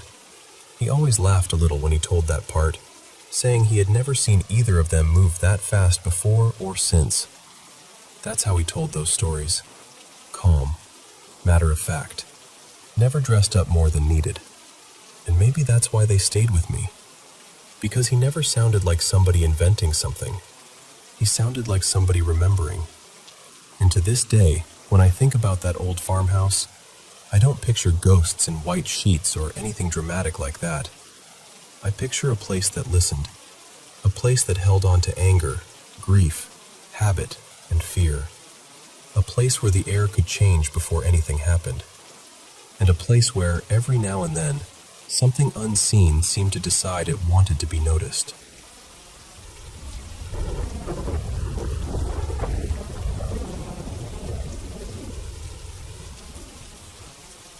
Hello everyone, welcome back to the Paranormal M channel.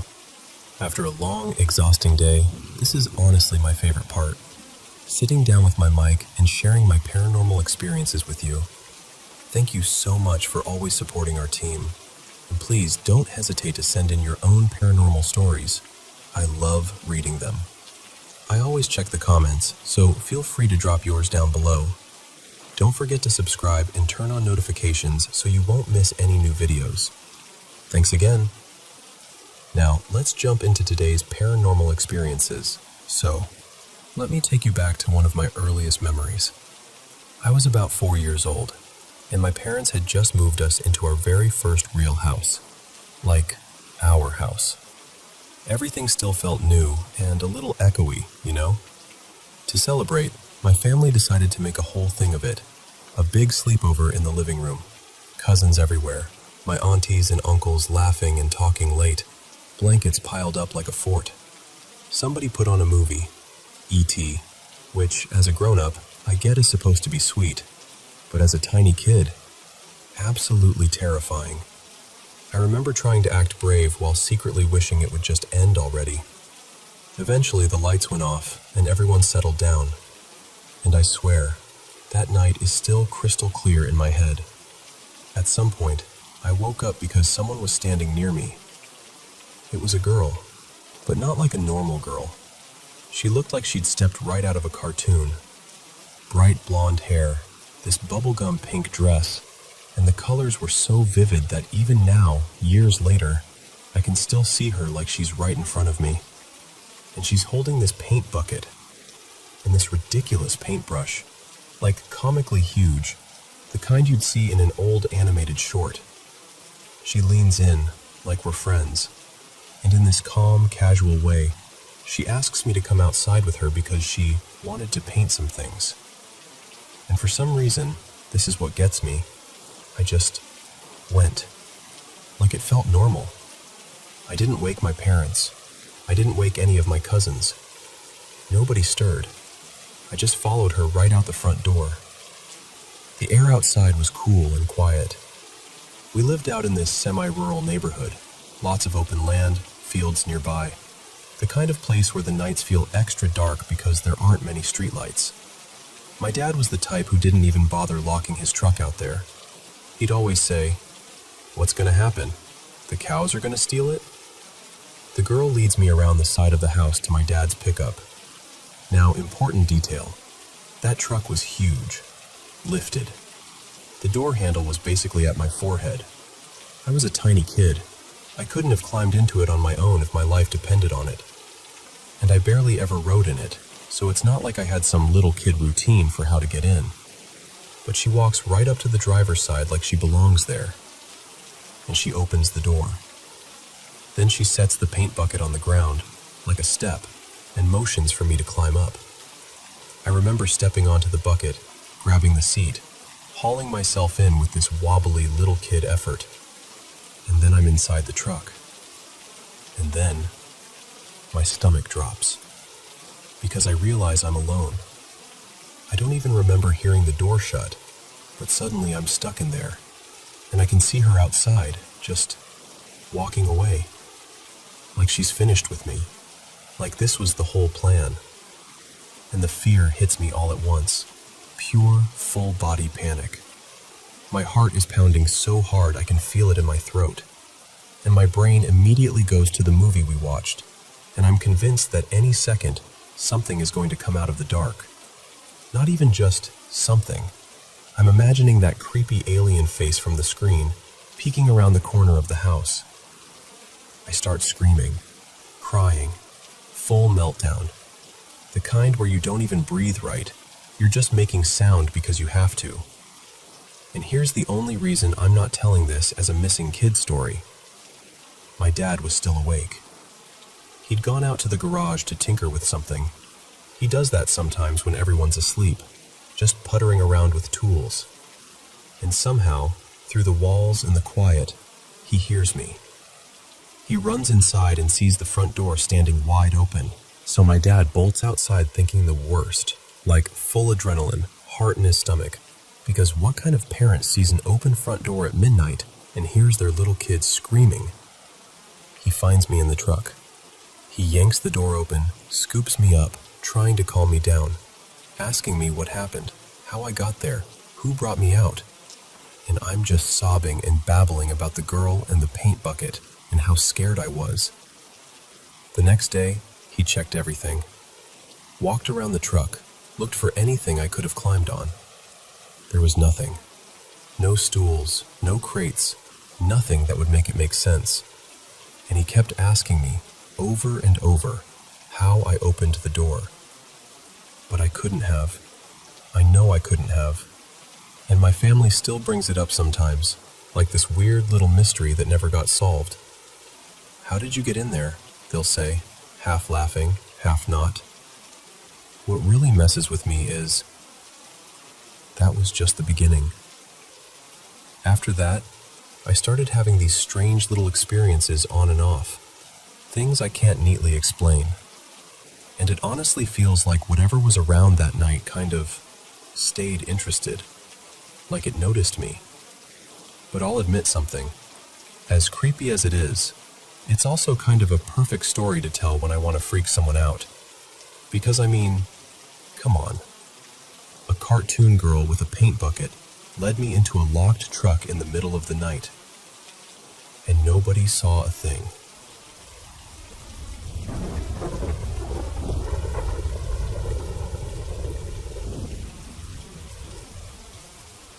Okay, so I've been quietly reading people's stories for a while, and it hit me that I'm sitting on a few moments from my life that I've never really told all in one place. They're spaced out over years, and none of them feel like campfire spooky when I remember them. They feel personal, like the room got close around me. So, here we go. 3 experiences, and I'm genuinely curious what you make of them. The first one happened when I was a kid, maybe 13 or so. My aunt had this older place up in New England, creaky, drafty, the kind of house that always smells faintly like wood and old books. My cousin Mara and my cousin Jason and I were in the guest bedroom, sprawled across the bed like we owned the world, laughing at ghost stories and basically roasting the whole idea of anything paranormal. We were being obnoxious about it too, like, if something's here, do it right now. That kind of energy. And I swear, it was like the house took that personally. The ceiling fan light blinked, just once, then again, like someone was tapping a switch. And then the closet door. The closet door was one of those sliding ones, and it was fully shut. No gap, no wobble. It didn't slide open gently. It snapped open so hard it banged against the frame, like someone yanked it with both hands. All three of us froze for half a second, like our brains couldn't catch up. Then we lost it. We bolted out of that room screaming, tripping over each other, full panic. After that, I would go anywhere in that house except that bedroom, even in daylight, even with people around. That room never felt the same again, and honestly, thinking about it still makes my stomach tighten. The second one was a few years later, after my family moved to a quieter area, more spread out, lots of fields and long roads where everything feels a little too empty. I used to catch the bus early, like painfully early, around 7:10ish. It was October, still dark out, the kind of morning where the streetlights feel like they're doing all the work. We were riding through this newer neighborhood, fresh-looking houses, neat lawns, that just-built vibe. The bus stops, a couple kids climb on, and I'm half awake, staring out the window. And that's when I see her. A little girl, tiny, maybe 5 years old, standing near the sidewalk. She had this pale dress on, and she was holding a stuffed rabbit tucked under her arm like it was her favorite thing in the world. She wasn't crying, she wasn't waving, she was just standing there, still as a cutout. At first my brain goes, oh, she's someone's little sister.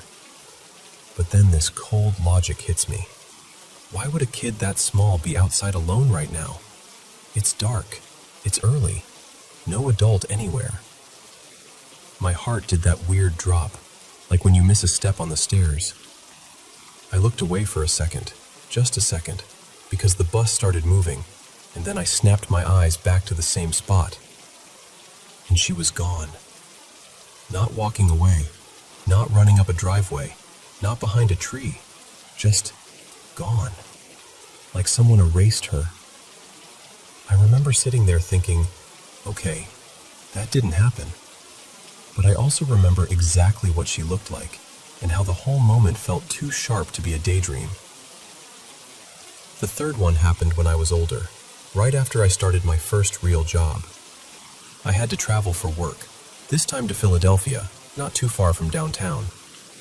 The hotel was one of those older ones with fancy trim and dim lighting and carpets that swallow your footsteps. I tried to laugh it off at check-in. I made a stupid little joke like, this place feels haunted. And the person at the desk, her name tag said Renee, didn't smile. She just said, very flat, we don't talk about that here. Which, okay, weird.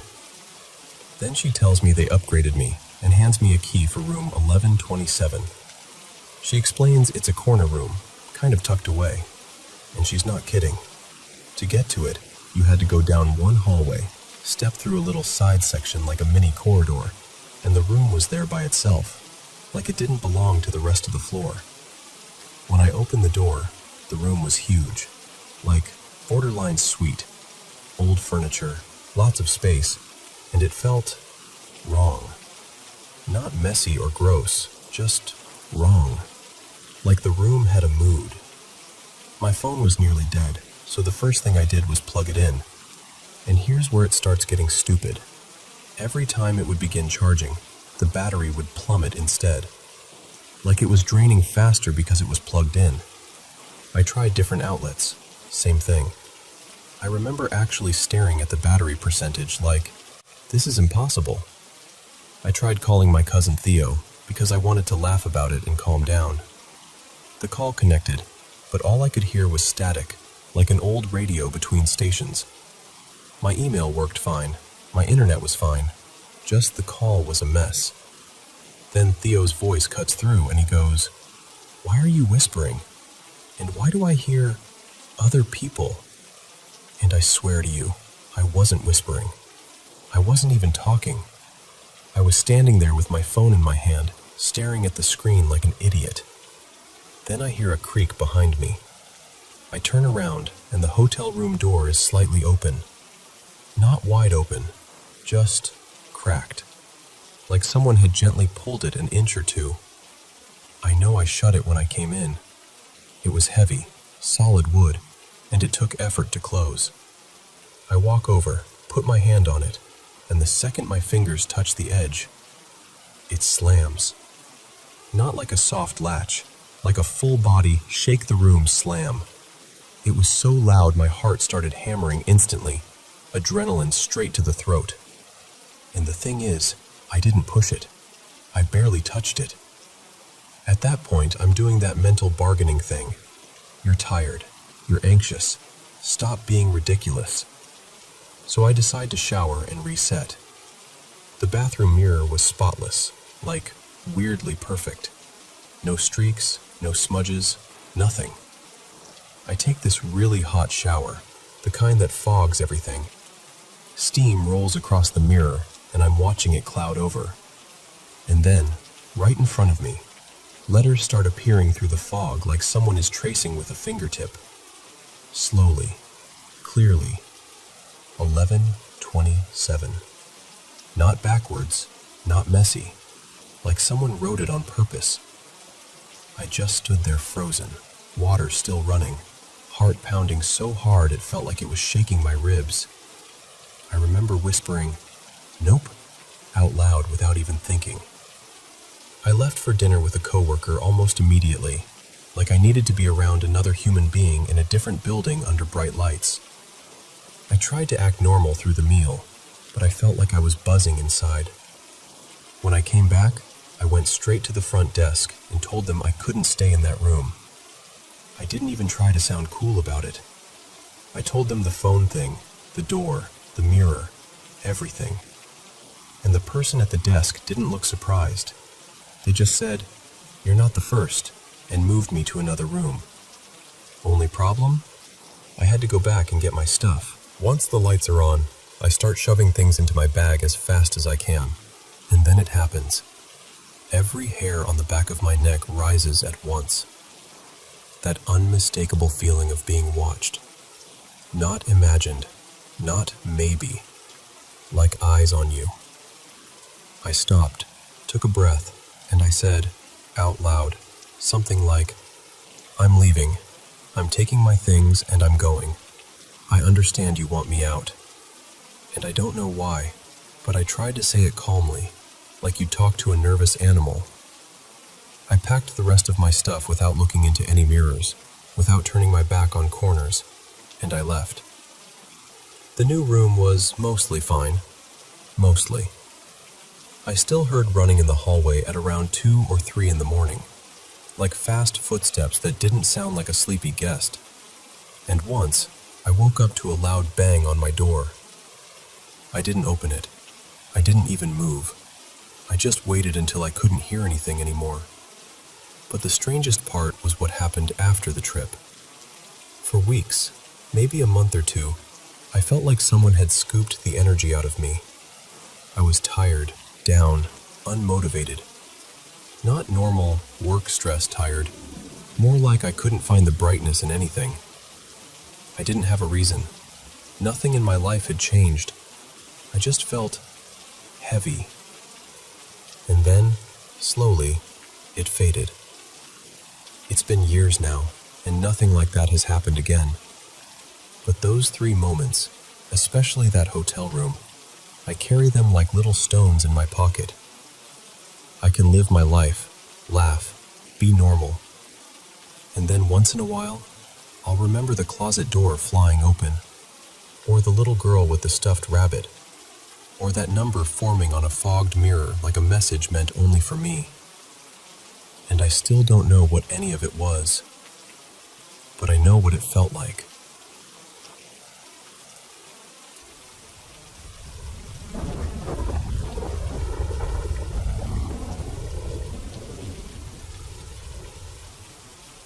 Hey, so I should probably start by saying I've never been the kind of person who automatically believes in ghosts. I love horror movies. I love a good creepy story, and I've always had that curiosity that pulls you toward places you're not supposed to go, like abandoned buildings at night. I've wandered through empty hospitals and all those so-called haunted spots, and honestly, for years, nothing ever happened. Lots of eerie vibes, sure, but nothing that made me go, okay, that was real. Except There are two moments I keep coming back to. One from when I was a kid, and one that happened not that long ago. And together, they've kind of messed with my confidence in my own skepticism. So, when I was little, my grandpa passed away. We were close, and his house had this really specific smell. Not like food or candles, more like aftershave mixed with that clean, powdery scent some lotions have. It was his smell. The kind of thing you don't notice until it's gone, and then it hits you like a memory you can't control.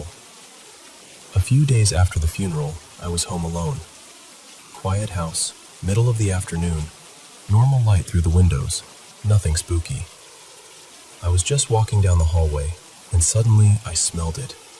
That exact scent. Strong enough that it stopped me in my tracks. And without thinking, I followed it, like it had a direction. It led me toward the living room, and I remember feeling weirdly calm, almost.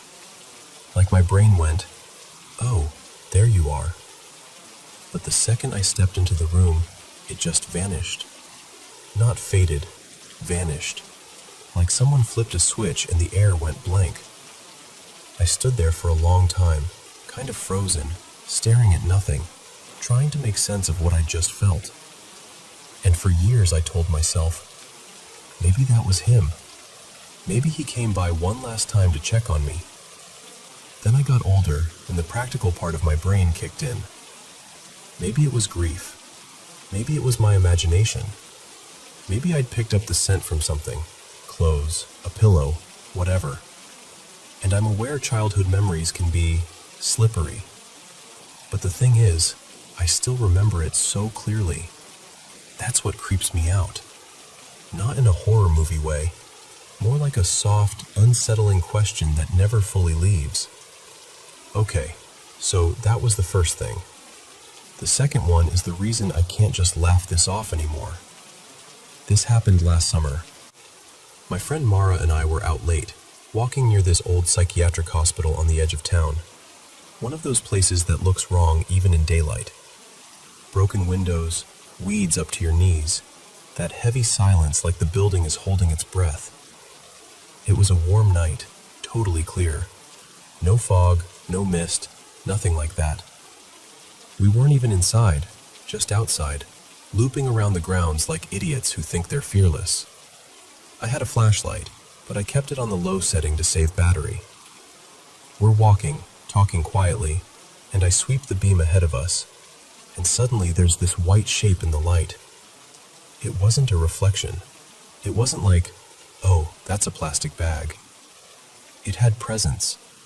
It was upright, moving, crossing the beam like something stepping right in front of us. I panicked so hard my stomach dropped. Instinctively, I clicked the flashlight to full brightness, like more light would make it make sense. Just gone. For that brief moment on low, it looked like a woman in an old-fashioned dress, like something from a different century. And this is the part that makes my skin prickle even now. I swear I saw the motion of legs underneath, like a walking stride. Not floating, not drifting, walking. Mara was looking the other way, and I remember babbling, "Did you see that?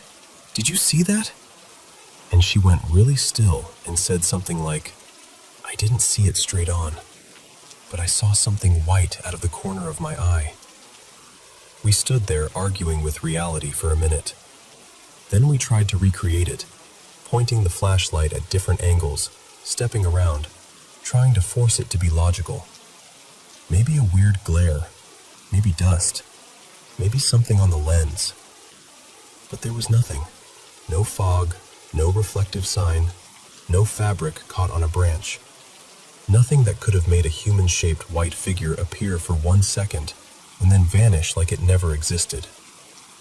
After that, we left. Not dramatically running, just walking faster than we meant to, both pretending we were fine. I ended up staying at Mara's cottage that night, and I'm not ashamed to admit I was jumpy. Even doing something as basic as stepping outside to use the bathroom felt like walking into a spotlight. I kept the flashlight on the whole time, scanning the yard, turning my head constantly like something might be waiting in the dark, just beyond where the beam could reach. And the weirdest part? It wasn't even that I thought something would attack me. It was more like I couldn't stand the idea of seeing something again, something that didn't fit into the rules I rely on. So yeah, if you asked me now whether I believe in ghosts, I'd honestly say I'm split right down the middle. Half of me thinks there's probably a logical explanation for both things. Grief memory for the scent, some trick of light for the figure. And then the other half of me remembers that white dress stepping across my flashlight beam on a perfectly clear night. And I just don't know. I'm not even telling you this to convince you. I just want to talk it through with someone who'll take it seriously. So tell me, what would you think if you were there?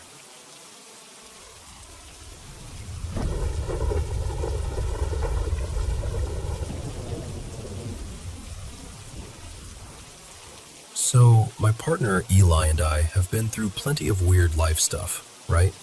Moving stress, sleepless nights, kid chaos, normal. But this felt different. A couple weeks ago, we moved our little girl Maya into her big kid bedroom. We were so excited. New bedding, her favorite stuffed bunny, the whole sweet little setup. And ever since that first night, it's like the room has been fighting her. She won't stay asleep in there. And when she wakes up, it's not the usual "I had a bad dream" whimper. It's full-on, panicked, can't catch her breath screaming. Sometimes she's shaking so hard her little teeth chatter. And then there are these random marks, like tiny bruises, little scratches. Not enough to rush to the ER, but enough to make your stomach drop because you're like, how? When? From what? Earlier today, during her nap, she popped awake crying and reached out her hand like she was offering me something. I thought it was her blanket at first. No. She's holding this straight pin, like a sewing pin, just sitting in her fist like it had been placed there. I took it from her so fast and I'm standing there thinking, we don't even keep these where she can reach them. Where would that come from? Then tonight, well, technically it was early morning. At 11:47 p.m., she starts screaming so loud it jolts me out of sleep like someone set off an alarm inside my chest. I nudged Eli and I'm like, go, check her. I think she got hurt. But the more I listened, the more I realized it wasn't a pain cry. It was fear. Pure fear. Eli goes into her room and I hear him pause, like he stopped moving. When he came back out, his face looked wrong. Tight, pale, serious in a way I'm not used to seeing on him. He said when he opened the door, Maya wasn't facing him. She had her back turned, pressed toward the corner. One foot was on the bed, 1 foot off, like she was halfway climbing and didn't know where to go. Her shoulders were hunched up, and her hands were beside her head, like she was trying to block something out, just screaming and screaming at the corner, like the corner had done something to her. And then I walked into that room and I don't know how to explain it without sounding dramatic. The air felt sharp, like a prickly, buzzing pressure on your skin. Not cold, not hot, just wrong. It made my chest tighten immediately, like the room was too small even though it's not. I felt claustrophobic the second I crossed the doorway. Instant anxiety, the kind that doesn't feel like your own. Eli told me something else too. He said standing with his back toward that corner made him feel like there was something right behind him. And even when he turned around and looked, nothing there, he still felt it. Like when you know someone is in the room with you, except you can't prove it. We didn't even debate it. We scooped her up and brought her into our bedroom. I sat on the bed with her wrapped against my chest, rocking her, trying to get her breathing to slow down. You know how toddlers are. You can't exactly interview them like little witnesses. So I just asked gentle stuff. Are you okay, baby? Did you bump yourself? Did something scare you?" And she sniffled and nodded this tiny nod. So I asked, "Did you see something scary?" And she looks at me with those wet little eyes and goes, very softly, "Yeah, scary." Now here's where it gets worse. Years ago, before this house, we lived in a cramped old place, and Eli had this one night where he swore he saw something. Not a person, not a shadow from headlights. Something. He hates talking about it because it genuinely messes him up in a way I can't even tease him about. It makes him emotional, like his eyes water on their own, which is so not him. After tonight, he quietly grabbed a piece of paper and drew what he'd seen back then, just from memory. And he didn't show me first. He showed Maya. She was still snuggled against me, calmer now. He held up the drawing and she stared at it for 1 second. One. And then she pointed and gasped like she recognized it, like it matched something she'd already seen. The drawing was simple, but horrifying. A tall, dark shape, big, round eyes, too bright, too wide, and this stretched smile full of teeth, like the kind of grin that doesn't belong on anything living. Around it, he scribbled these dark swirls, like movement or static. Maya pointed right at it, and I felt my stomach drop so hard it was like missing a step on the stairs. Because what are the odds? A 2-year-old doesn't fake that kind of reaction. She doesn't know how to. And then, as if we needed more, we've had other things in this house. Little glimpses at the edge of your vision, tiny shapes darting down the hallway or slipping past a doorway. At first, earlier on, it felt bigger, like adult-sized movement. But lately it's been smaller, quick, almost like skittering. And sometimes, late at night, we hear what sounds like a child's voice. Not screaming, not crying, just talking. Even laughing, like it's playing somewhere it shouldn't be. So sitting there with Maya in my arms, staring at Eli's drawing, I couldn't help it. The question just pushed its way out of me. Is something focused on her? Because she's little. Because she's new to that room. Because she's the most vulnerable one in this house. And I know how that sounds. I do. But when your child wakes up shaking and your home suddenly doesn't feel like your home, you start thinking less about how you sound and more about what you're willing to do to make it stop. That's where we are.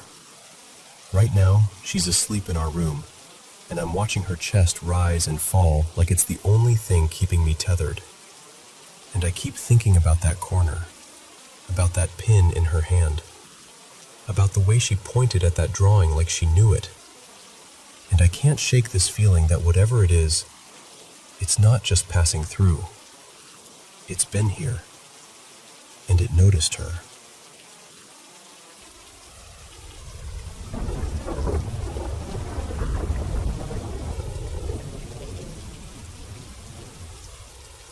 So, I'm not saying I know what this is, but if I had to put a label on it, the closest thing I can think of is a mimic.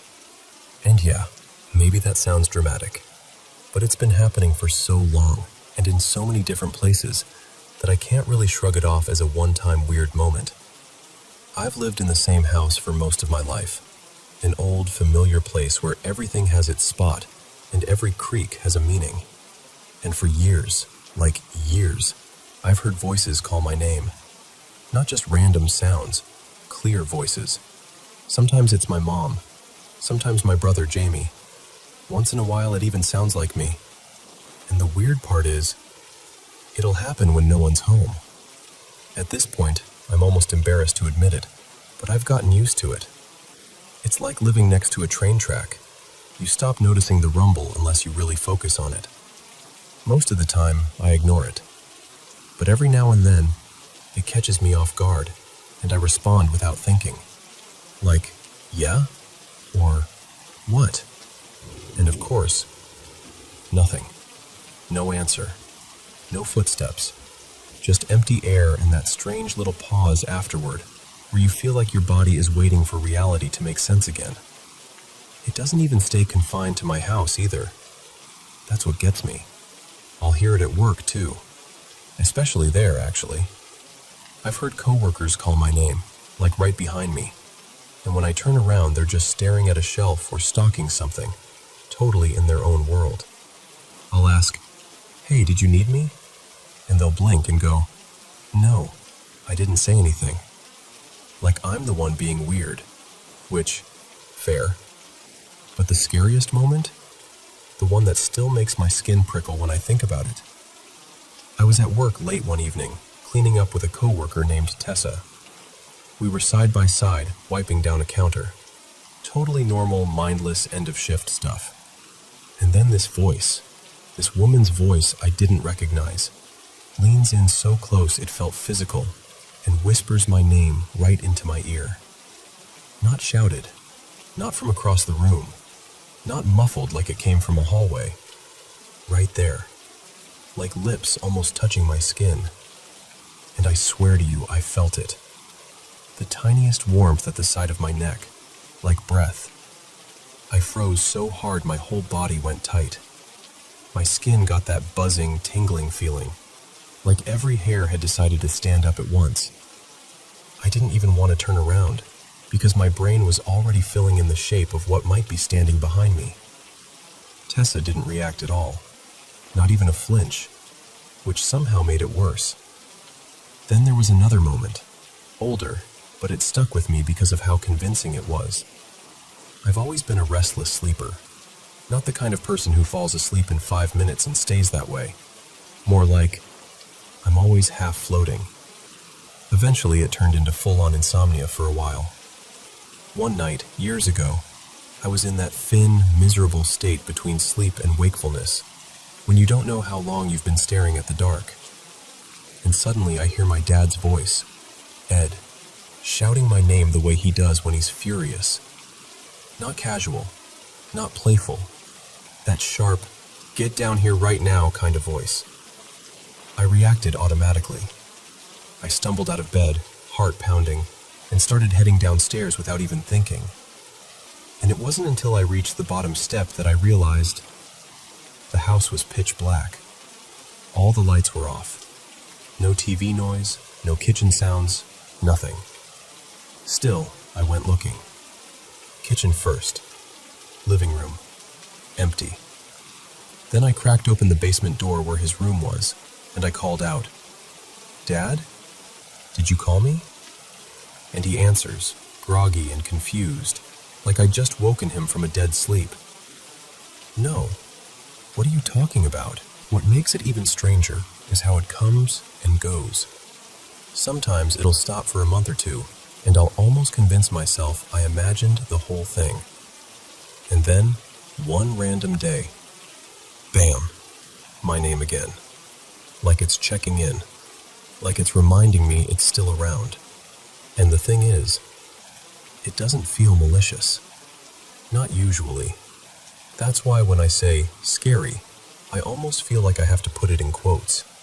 It's more persistent, odd, personal. Like something has learned the quickest way to get my attention, and it keeps using it, but never follows through. I've had other weird experiences too, not just the voices.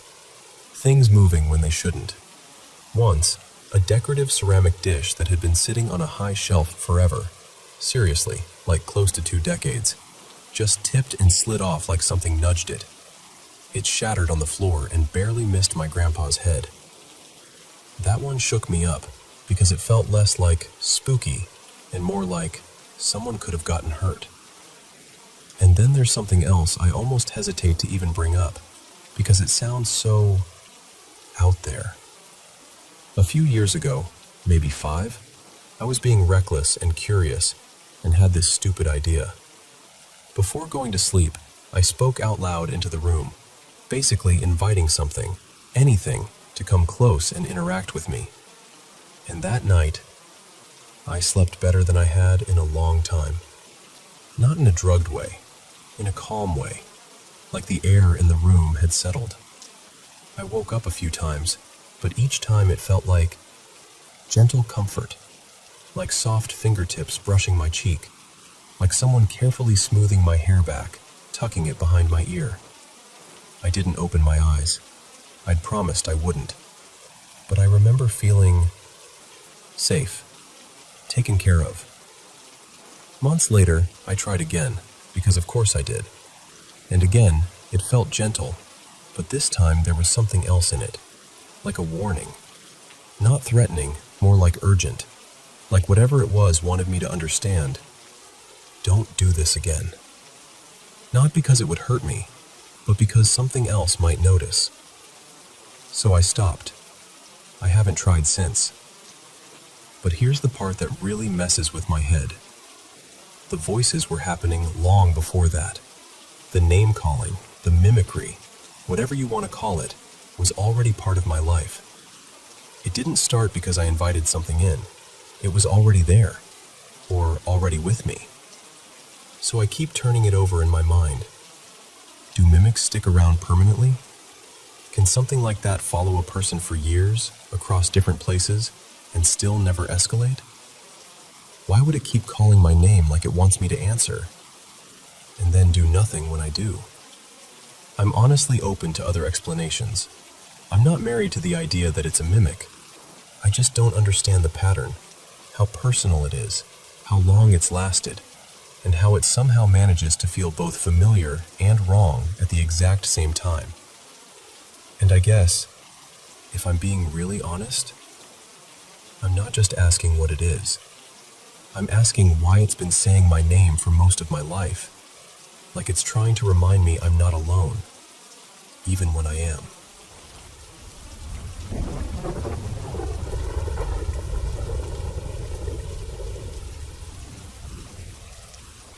Okay, so I've always been the kind of person who can feel when something's off. Not like hearing voices or seeing full-on ghosts in the hallway. More like the atmosphere changes, and your body notices before your brain can talk you out of it. The first time I really, truly knew something wasn't right, I was about 16. My family moved into this run-down old place. Creaky, dusty. The kind of house that always felt a little colder than it should have. And from the second I stepped into one particular section, 2 bedrooms and this narrow hallway, I just hated it. Like my skin didn't want to be there. Of course, guess which room became mine? I can't even explain it properly without sounding dramatic, but it felt like there was a presence in that house that was heavy and loud and only not loud like a noise. Loud like pressure, like something taking up space in the air. It wasn't a shadow in the corner. It was more like a thing that moved around, and I always knew exactly where it was, like I could sense it the way you sense someone staring at you. At night, it was the worst.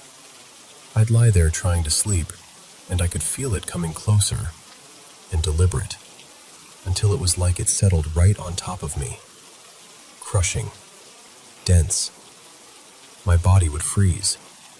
Night after night, I'd get sleep paralysis, and I'd just be stuck there, panicking, trying to move a finger, trying to breathe like a normal person.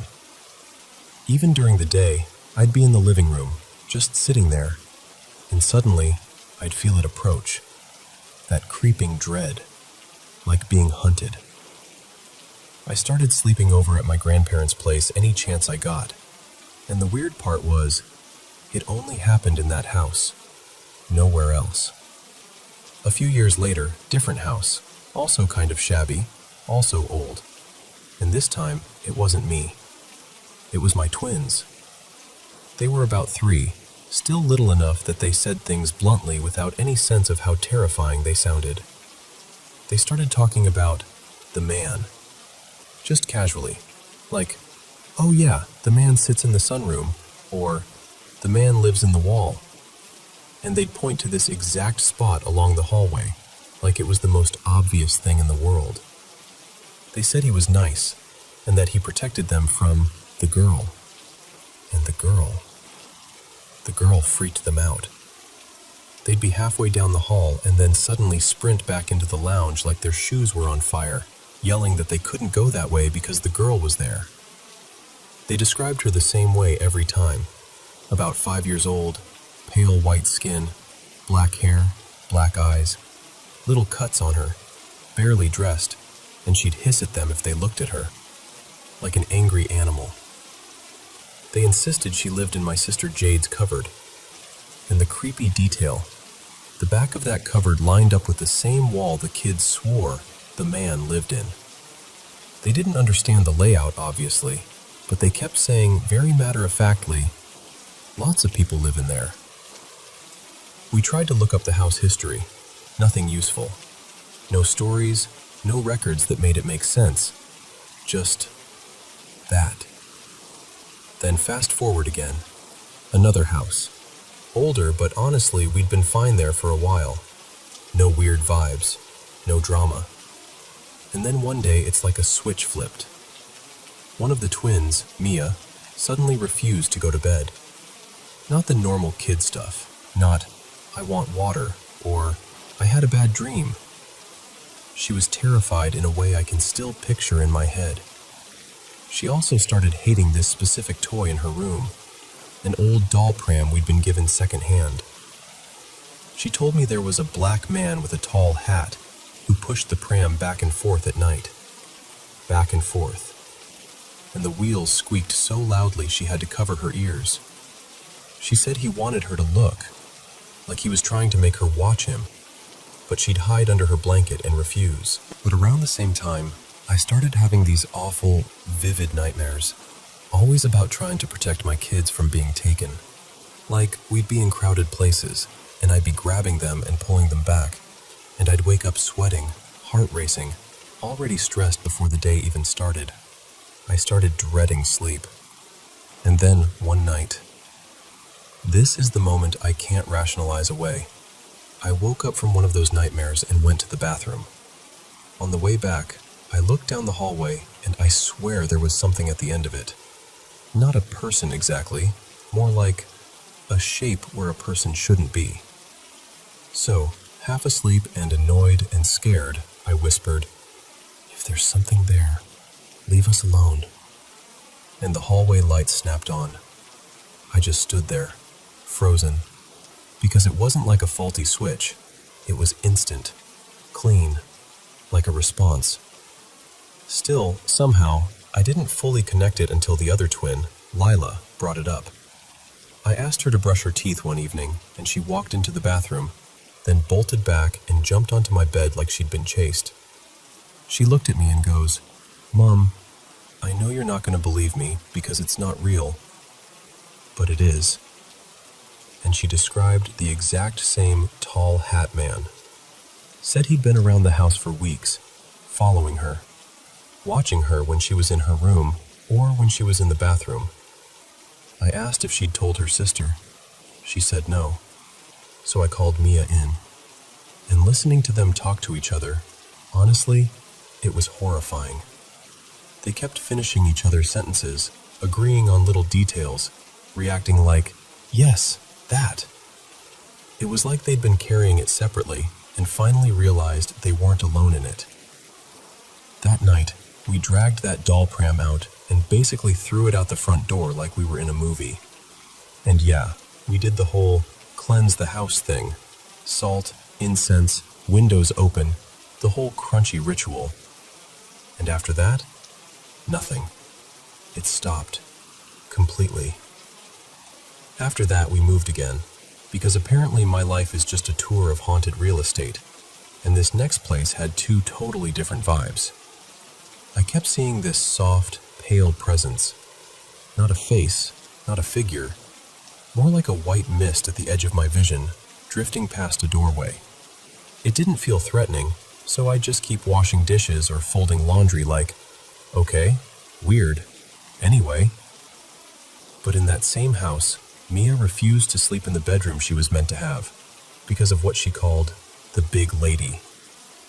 The first couple nights, she came charging out of that room screaming, saying the big lady stuck her head out of the wall above her and screamed right in her face. After the first week or two, She stopped talking about it, but she never went back into that room willingly. Like her body just made the decision. Nope. Then, later, right before I had my fourth baby, something changed again, but this time it was good. Like this bright, gentle energy in the house. Light and airy, almost like you could see it in the way the air felt. I didn't tell anyone because I didn't want to sound nuts. I just kind of quietly noticed it, like, okay, someone's here. One day, Lila came into my room to chat. While we were talking, I could feel that presence hovering in the hallway near the doorway. She finished talking and started to walk out, then paused in the doorway like she was about to say something. And I don't know why, but I stopped her. I told her, wait, don't say it yet. I grabbed a pen and quickly wrote down what I'd been sensing. White, shadowy, light feeling, right at the door. Then I said, okay, go. And she goes, Mom, have you noticed the white shadowy thing that's been hanging around? That one actually felt comforting, and for whatever reason, I always believed it was my partner's grandmother, someone I'd never met. It just felt like family, you know? Like someone checking in. And now, this last one is the reason I've been digging all these memories back up. My granddad, Ron, passed away in April this year. A few days after the funeral, my son's toys started turning on by themselves when I walked past his room. Just little sounds, music, lights, random beeps. I tried to brush it off, but it happened enough that I messaged my sister about it like, okay, this is weird, just so someone else knew I wasn't imagining it. And ever since then, my son, he's 5, has been talking about something he calls the magic in his room. He'll come out and tell me, totally casual, that the magic moved my toys, or the magic took my book out, or the magic wants to push my cars. And I'll say, maybe one of us bumped it, and he'll shake his head like I'm missing the obvious. He keeps trying to explain it in kid logic, like, it's like a person, but it's not because that's not real. And then he'll add, it's like fairies and stuff. The strangest part is, he doesn't seem scared. He thinks it's weird but not dangerous, like it's just something sharing space with him. And honestly, after everything I've lived through, the dark heaviness, the hissing girl, the tall hat man, the light in the hallway, this is the first time it feels like whatever it is might not be trying to hurt anyone. It might just be here.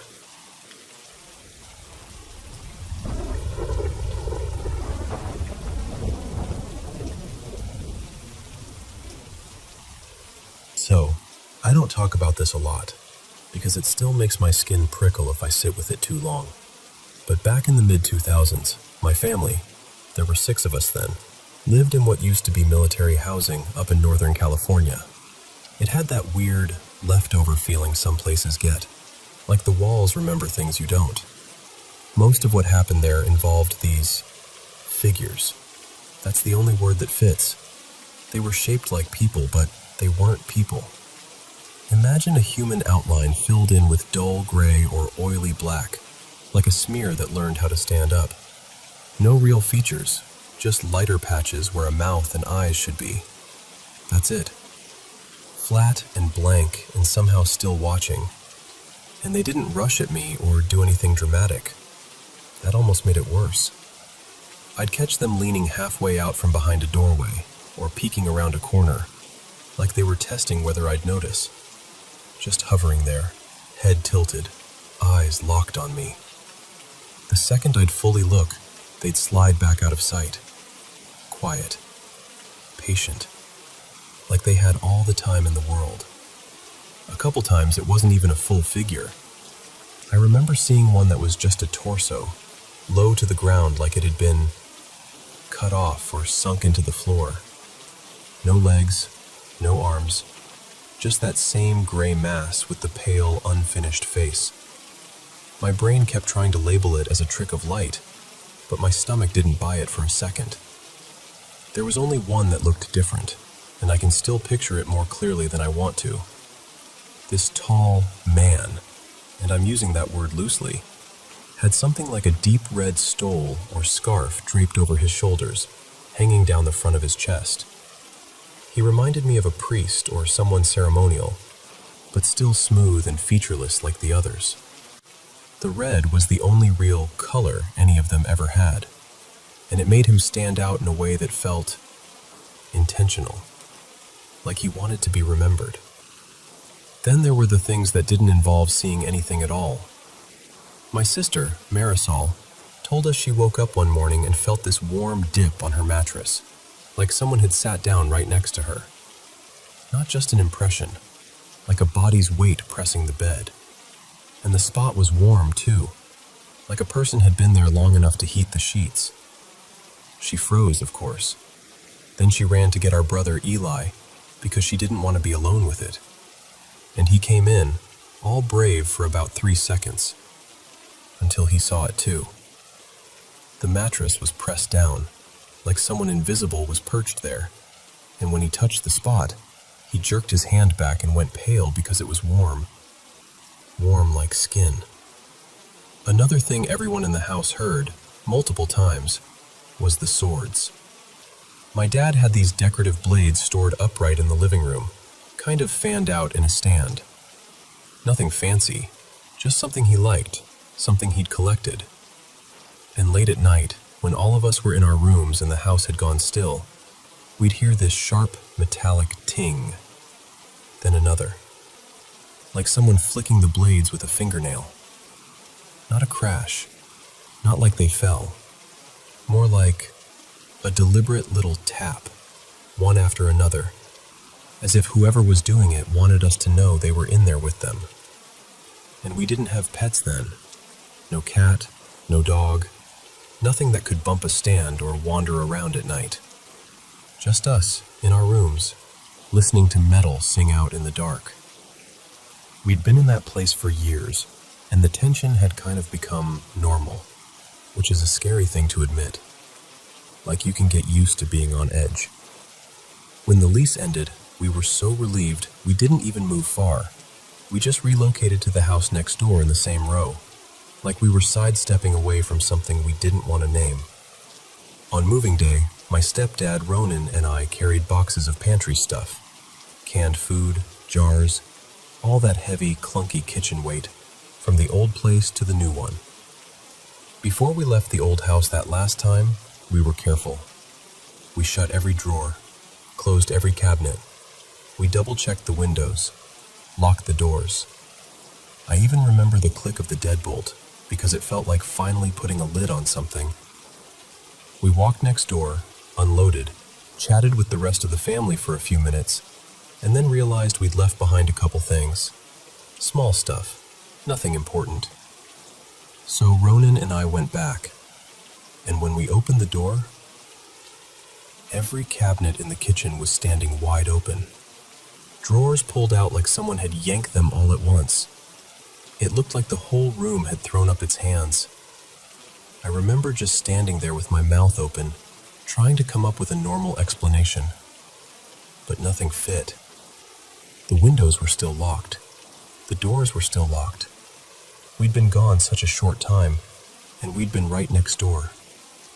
No sign anyone had been inside, except the kitchen itself, sitting there like it was showing off. Like, see? You can leave, but you don't get to pretend you're in control. The family that moved in after us apparently had strange experiences too. We heard that through neighbors. But whenever we tried to ask, they got tight-lipped and changed the subject, like they didn't want to invite the conversation to follow them home. And the creepiest part is how divided my parents were about what it all meant. Ronan thought it might have been his dad. His father had died years earlier, back on the other side of the country. He'd say it like a comfort, like maybe it was someone familiar trying to get attention in the only way he could. But my mom? She didn't buy that for a second. She said it didn't feel like family. It didn't feel protective. It felt like something that enjoyed being noticed, Something that liked pushing just far enough to keep us uneasy. All I know is this. Every one of us remembers the same kinds of things. We can disagree about what it was, but we don't disagree that it happened. And once we left that house, really left it, everything stopped. No shadow figures, no warm dents in beds, no swords singing in the living room at night. Just quiet. And sometimes that's what scares me most. How quickly it all went silent. Like whatever was there simply watched us go and decided it didn't need to follow.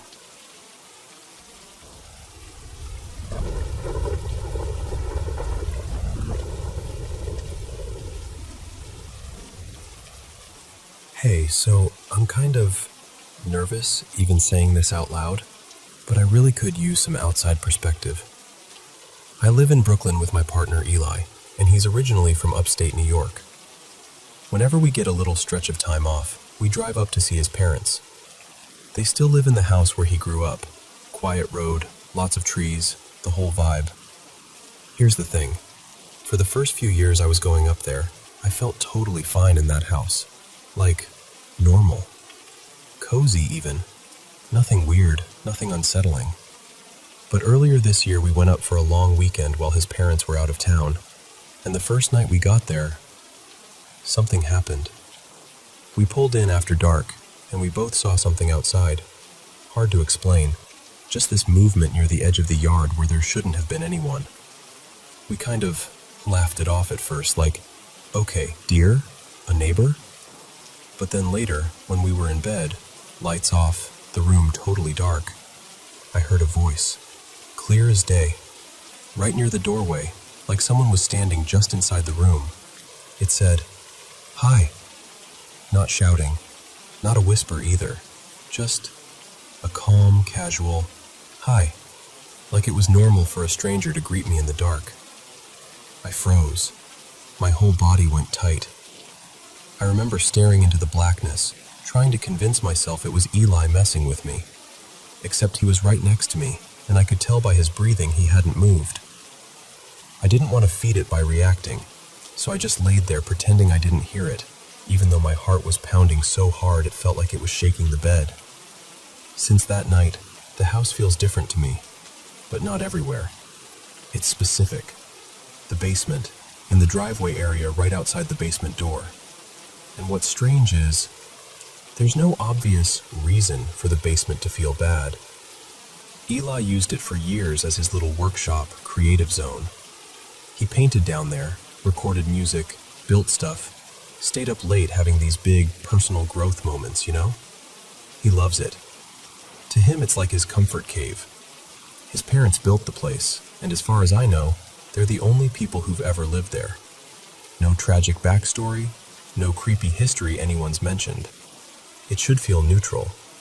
But now, if I'm down there with him while he's working, I start to feel awful, and it comes on fast. At first it was subtle, like I'd just get quiet and tired. Then it got stronger. I'll be sitting there, trying to scroll on my phone or watch him mess with something, and suddenly I'm zoning out in this really intense way, like my brain is slipping sideways. And with it comes this heavy, sick feeling, like grief mixed with panic, hopelessness, anguish, like the emotional version of walking into a room where someone's been sobbing. And the weirdest part is, it doesn't feel like it's mine. I know how my own sadness feels. I know what anxiety feels like in my body. This feels like I've walked into somebody else's mood and it's crawling into me. It's intrusive and mean. And it took me a while to notice the pattern, but once I did, I couldn't unsee it. It happens in the basement, and it happens in the driveway right outside that basement door. Almost like there's a line, and if I cross it, I get hit with the same wave. Eli doesn't really feel anything like that. He'll admit the house can feel spooky at night sometimes, but it's a big, creaky place, and it's dark and rural.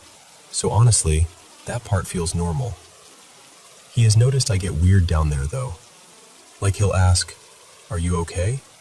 Because I get distant and flat and kind of not myself. That's the part that really freaks me out.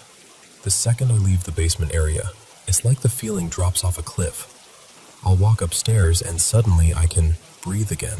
My thoughts clear. My face feels like it belongs to me. I should probably add, years ago, like closer to 8 or 9 years back, I went through a short stretch where I had some really intense, creepy experiences. Enough that it changed how I think about this stuff. I don't even know what I believe, honestly. I'm not someone who's like, oh yeah, definitely spirits. I'm also not someone who can completely laugh it off anymore. I haven't had anything like that happen in a long time, and I genuinely thought that chapter of my life was closed. This isn't as extreme as back then, but it still messes me up, because I don't like feeling hijacked in my own mind. So, I guess I'm asking, what do you think could be going on? If you've ever felt something like this in a specific place, like a certain room carries a feeling that doesn't belong to you, what did you do? Is there anything I can do that's practical, or grounding, or even just symbolic, so I feel more protected when we're down there? Because right now, it's like I can handle the house, except for that one spot. And I hate how quickly it can turn me into someone I don't recognize.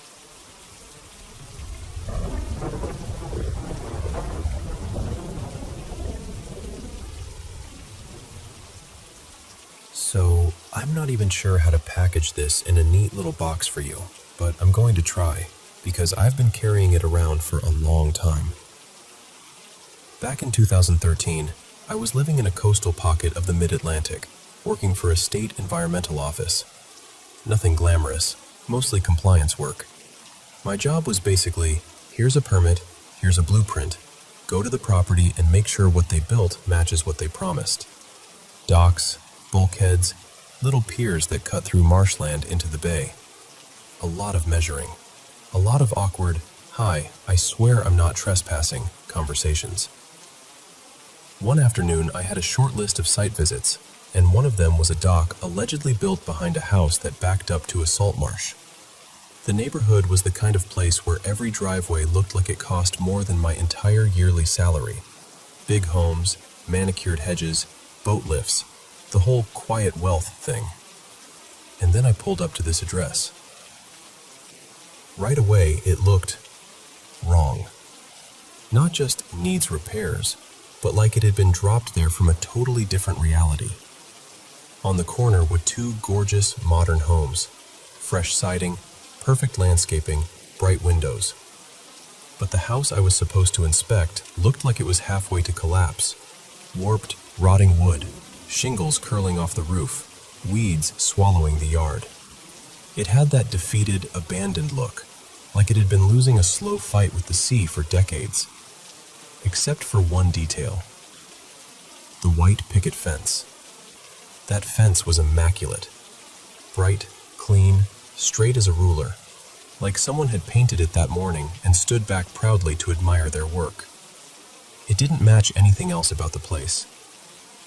I remember sitting in my car with the paperwork in my lap, checking the address again and again. The blueprint didn't even seem to match the shape of the house I was looking at. But the neighboring houses lined up perfectly with their addresses, so I knew I wasn't on the wrong street. So I did what I always do. I walked up and tried the front door first.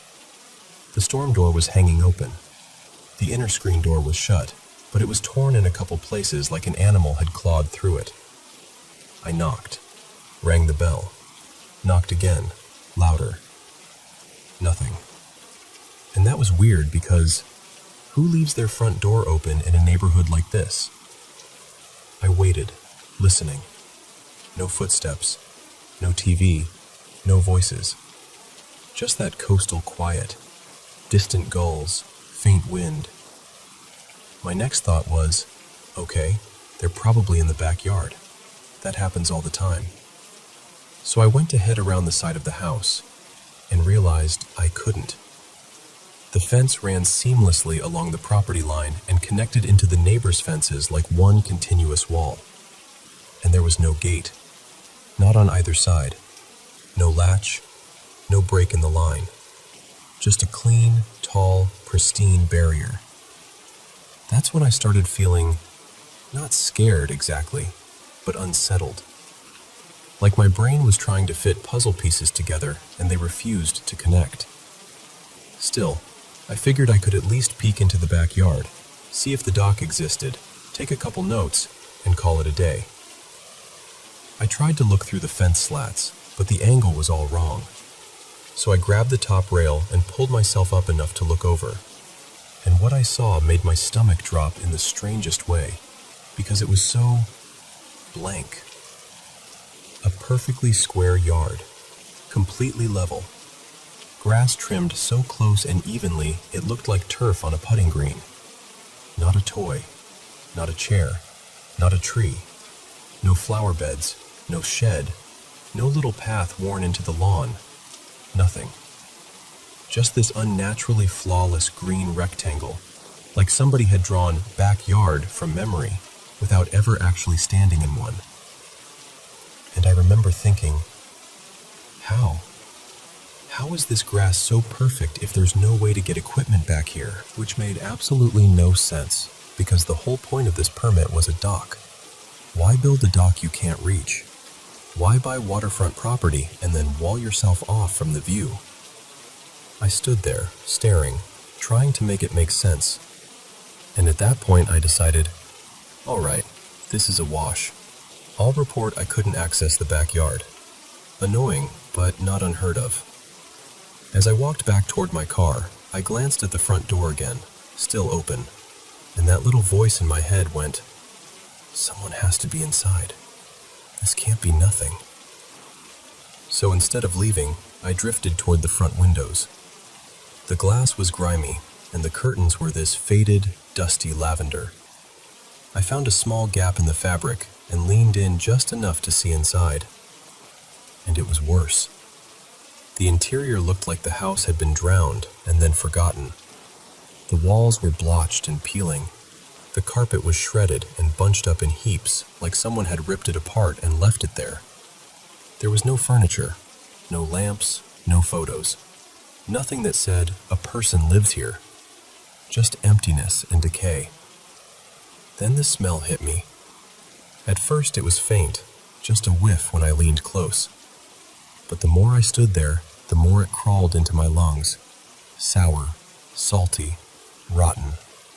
Like stagnant seawater trapped in a basement. Like low tide baking in the sun, but sealed inside a house. I backed up, heart thumping, and told myself, okay, one more try at the door, then I'm leaving.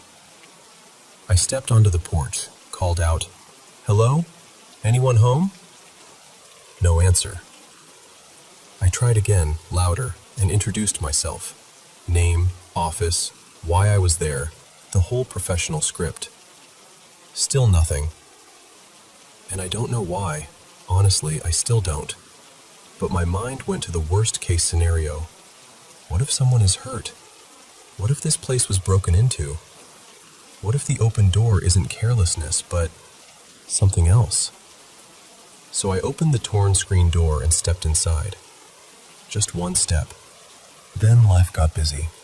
A big coastal storm hit that fall, and suddenly we were drowning in repair permits and inspections. The weird corner house got pushed to the back of my mind.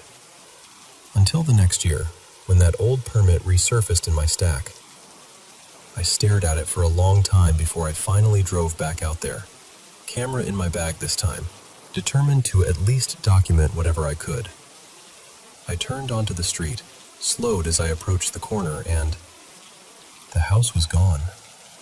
And I don't mean demolished. I don't mean replaced. I mean, it was like it had never existed. The two expensive neighboring houses were still there, looking perfectly normal, but now they seemed closer together, each occupying one side of the corner like they had always been arranged that way. Where that derelict house had sat, there was just space. A clean, empty corner. Nothing to suggest a foundation, no construction debris, no fresh soil, no sign that anything had been removed. I checked the addresses again. Both neighbors matched. I checked my permit paperwork. Same as before. But the house I had stepped into, smelled, heard, felt, was simply not there. I took photos anyway. I went back to my supervisor, handed them over, and all I could really do was shrug like, I don't know what to tell you. The permit eventually got marked as unresolved and dropped. I moved on to other assignments, other sites, other normal corners of the world. But every so often, for no obvious reason, I'll think of that perfect fence and that empty green square of lawn, and that smell like trapped low tide.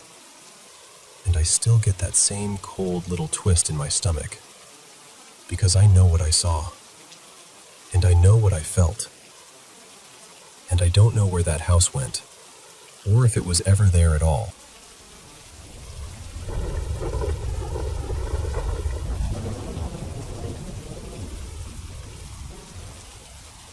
So, let me tell you what's been going on, because it's honestly been a lot, and I'm still trying to wrap my head around how weirdly all of this lined up.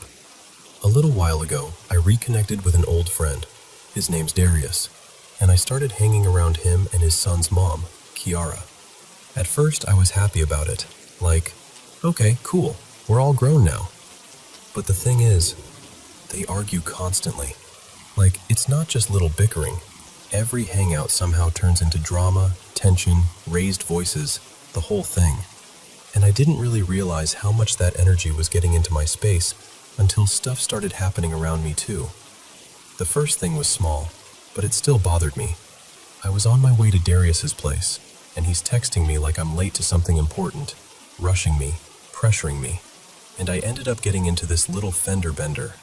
Nothing crazy, just a stupid bump at a light, but still, it felt like, why am I even in this situation? That wouldn't have happened if I wasn't being pushed and stressed out. Then a few nights later, I go out with one of Darius's friends, Malik. And Malik is one of those people who can't just chill. He has to go out. He's like, come on, let's hit a spot. And I'm tired. I don't even feel like going anywhere. But I didn't want to seem boring or antisocial, so I went along with it. Next thing I know, we're in this club, way out in a part of town I don't even hang out in. It's not my scene, not my area, not my comfort zone, but I'm trying to just ride it out and get through the night. And then, it happens. I get jumped. Like fully jumped, out of nowhere. I'm trying to protect myself. Everything's chaotic, and by the time it's over, I've lost basically all my stuff. Phone, wallet, gone. And I'm standing there after, thinking, how did I even end up here? But here's where it gets even crazier.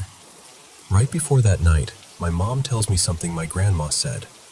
My grandma is completely blind, has been for years, and she told my mom she had a dream about me getting beat up badly. And when my mom told me, I remember laughing it off like, that's wild. But I didn't take it seriously. And then it literally happened. Like, what are the odds? And even before all of that, I had already been feeling off. There were nights I'd be in my room and I'd see weird shapes, like figures in the dark. Not like a clear person, but enough to make my stomach drop. Enough to make me sit up and stare, trying to convince myself my eyes were playing tricks on me. After I got jumped, I was like, okay, I'm not brushing this off anymore. I reached out to 2 pastors. I started going to church. It's a Spanish church, and I don't understand everything, so they give me this little earpiece that translates to English. But honestly, even not understanding every word, I still feel something there, like peace, or at least the chance of peace. So last night, this is the part that really got me. I had sleep paralysis, and when it's happening, it feels like you're trapped in your own body. Like you can think, you can feel fear, but you can't move. It's terrifying. It felt heavy, like something was pressing down on me. And when I finally could move again, I sat up and I said out loud, like from my chest, something like, I'm good. Nothing negative has authority over me. In the name of Jesus Christ. I tried to calm down, tried to go back to sleep, and I swear I hear a voice in my room say, clear as day, Hola. Just that. Hola. Like somebody leaned in and said it.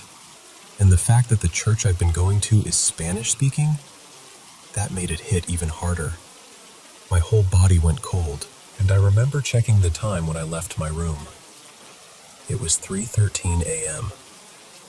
So I walk into my mom's room, and she has talk radio on. She always does. And the second I step in, I hear these experts talking. And I'm not exaggerating. They were literally saying stuff like, "Don't let negativity get to you. There will always be dark things around, but don't be afraid. Fear feeds it. Fear isn't real." And I'm standing there in the doorway thinking, are you serious right now? Out of every moment in the night, I walk in exactly when they're saying that? It felt like a message. Like something was trying to get through to me. Or like God was reminding me, you're not alone, but you also don't have to live scared. Even still, I couldn't fully relax. I laid down in my mom's room, and I kept praying in my head.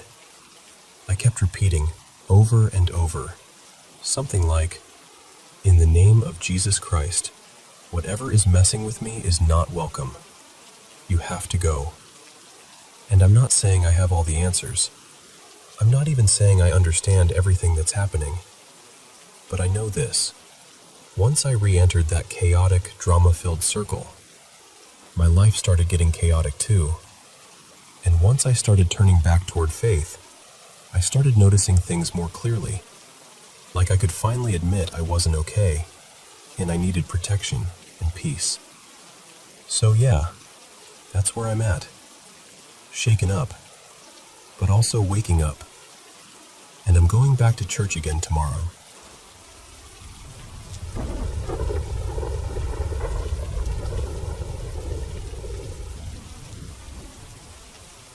So, I'm still getting that cold, prickly feeling just thinking about this.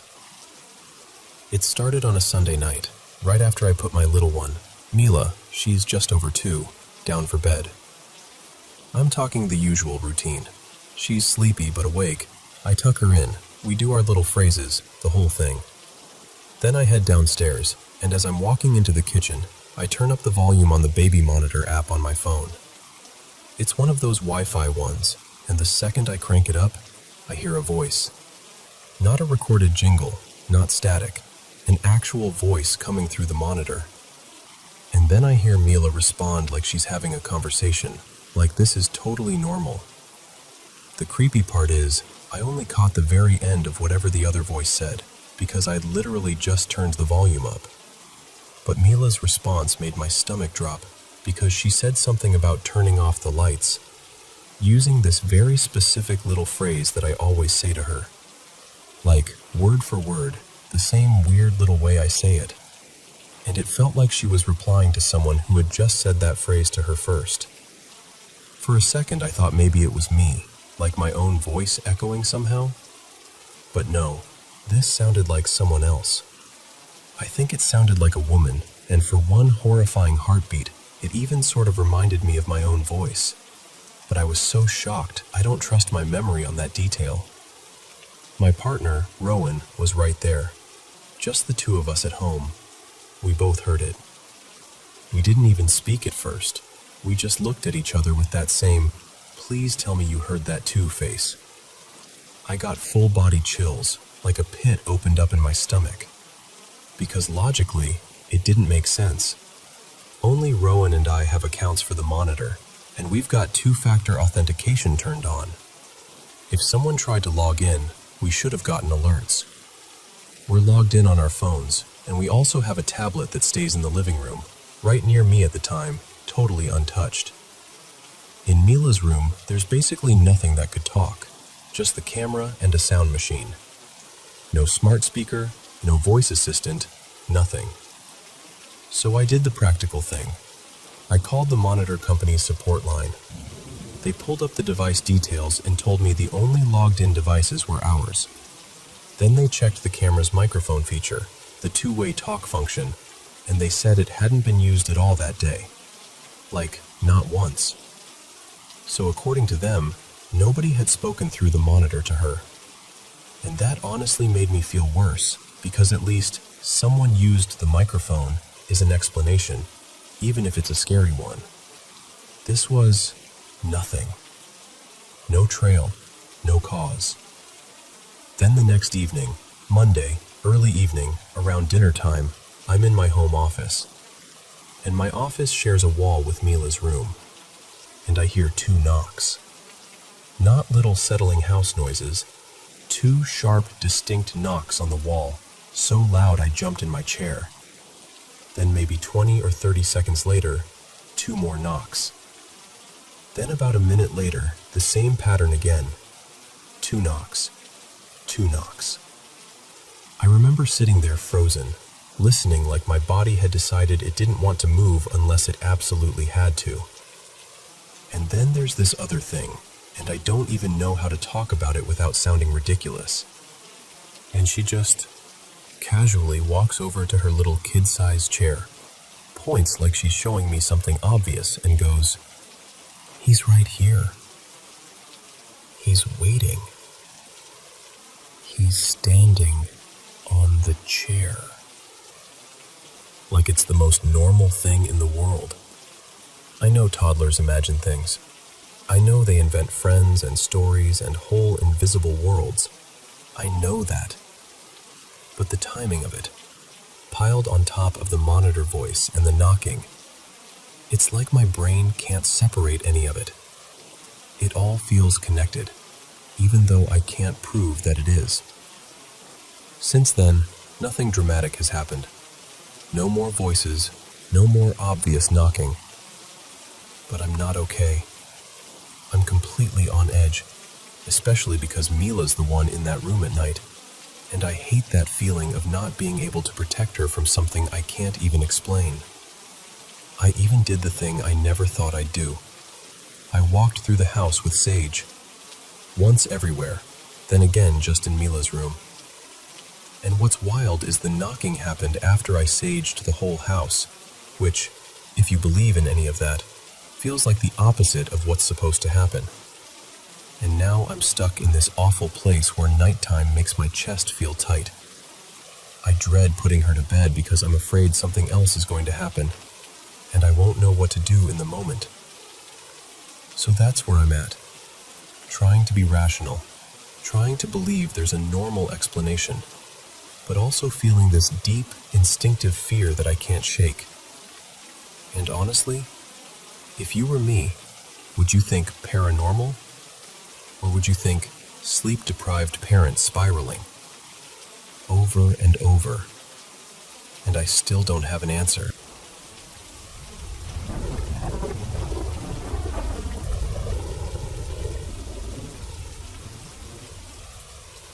Okay, so I never know where to file this one in my brain. Paranormal feels too dramatic, but glitch in the Matrix is honestly closer.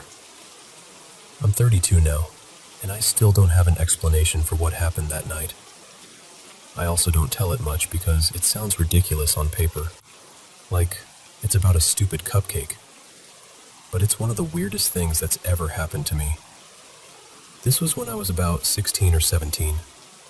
My friend, let's call her Maya, and I had just left this house party. Nothing wild, just a typical teen thing.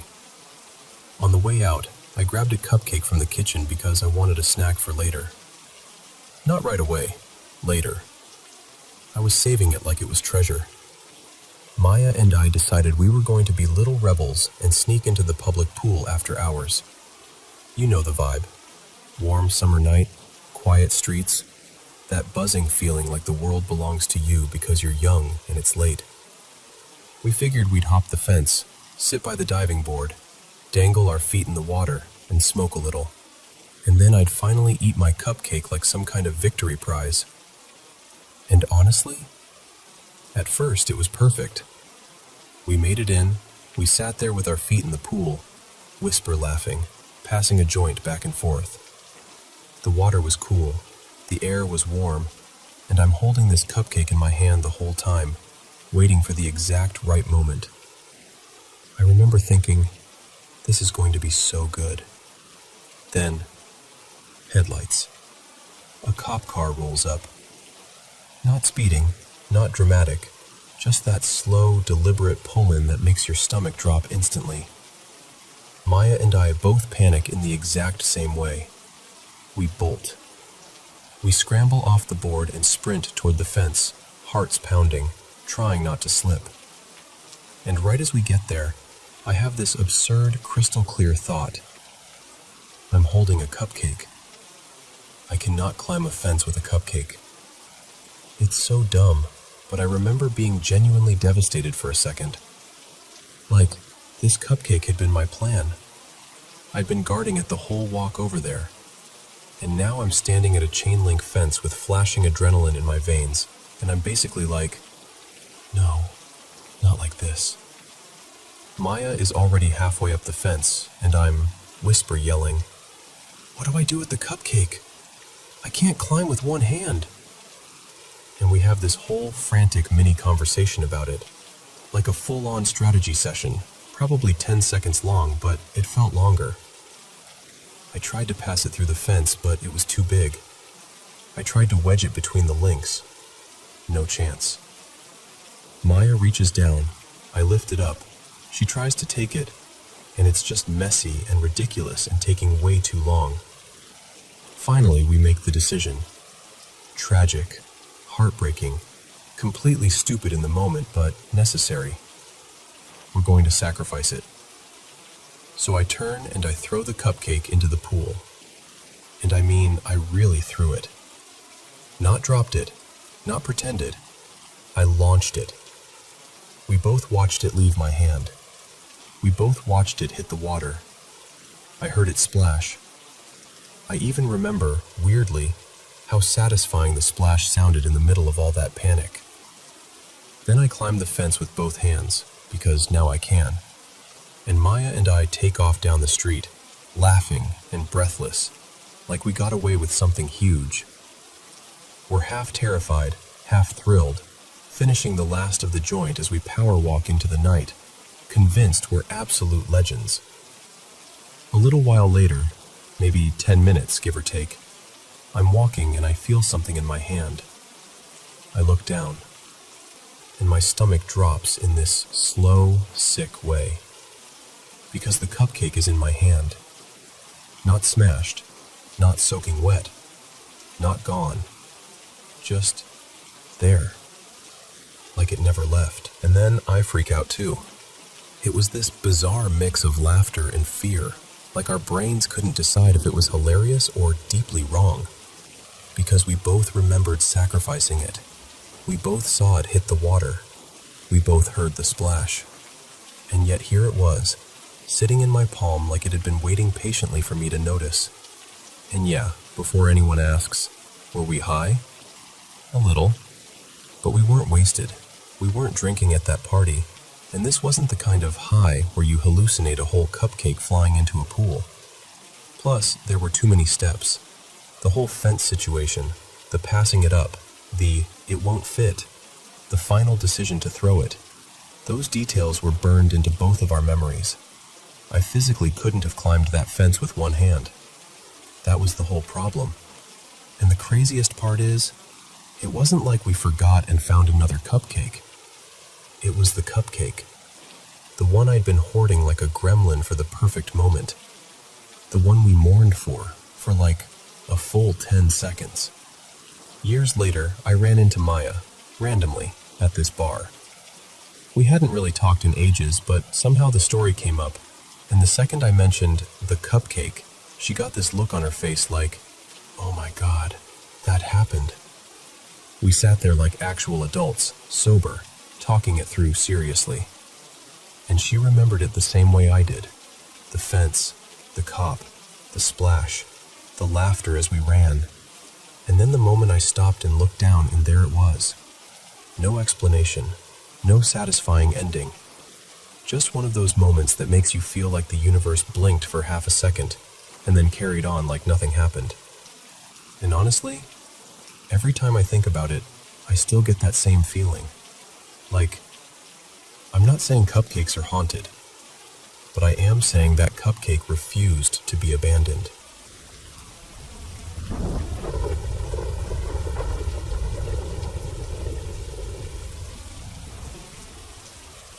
So picture this. I'm telling you about the little house we moved into back in June. It was built in 1963, and we're only the second people to ever really live here. The first owners were this older couple, the kind you can just tell took pride in the place. Neighbors told us the wife passed away in her late 80s, and the husband, he was in his 90s, eventually moved in with family because he needed more help. Honestly, it just made me feel kind of tender about the home, you know? Like it held a whole lifetime of ordinary, loving routines. And the funny thing is, I never felt anything off here. If anything, it felt calmer than my last apartment. Back there, I'd wake up in the middle of the night with that gross feeling of being watched. Here? Nothing like that. The only almost thing was our dog. His name's Biscuit. He's a sweet little nervous guy. The first couple weeks, he'd wake up and bark in the middle of the night, but we blamed it on moving stress. He still sometimes barks at the sliding glass door in the kitchen like it personally offended him. I swear it's just his reflection freaking him out. He's dramatic.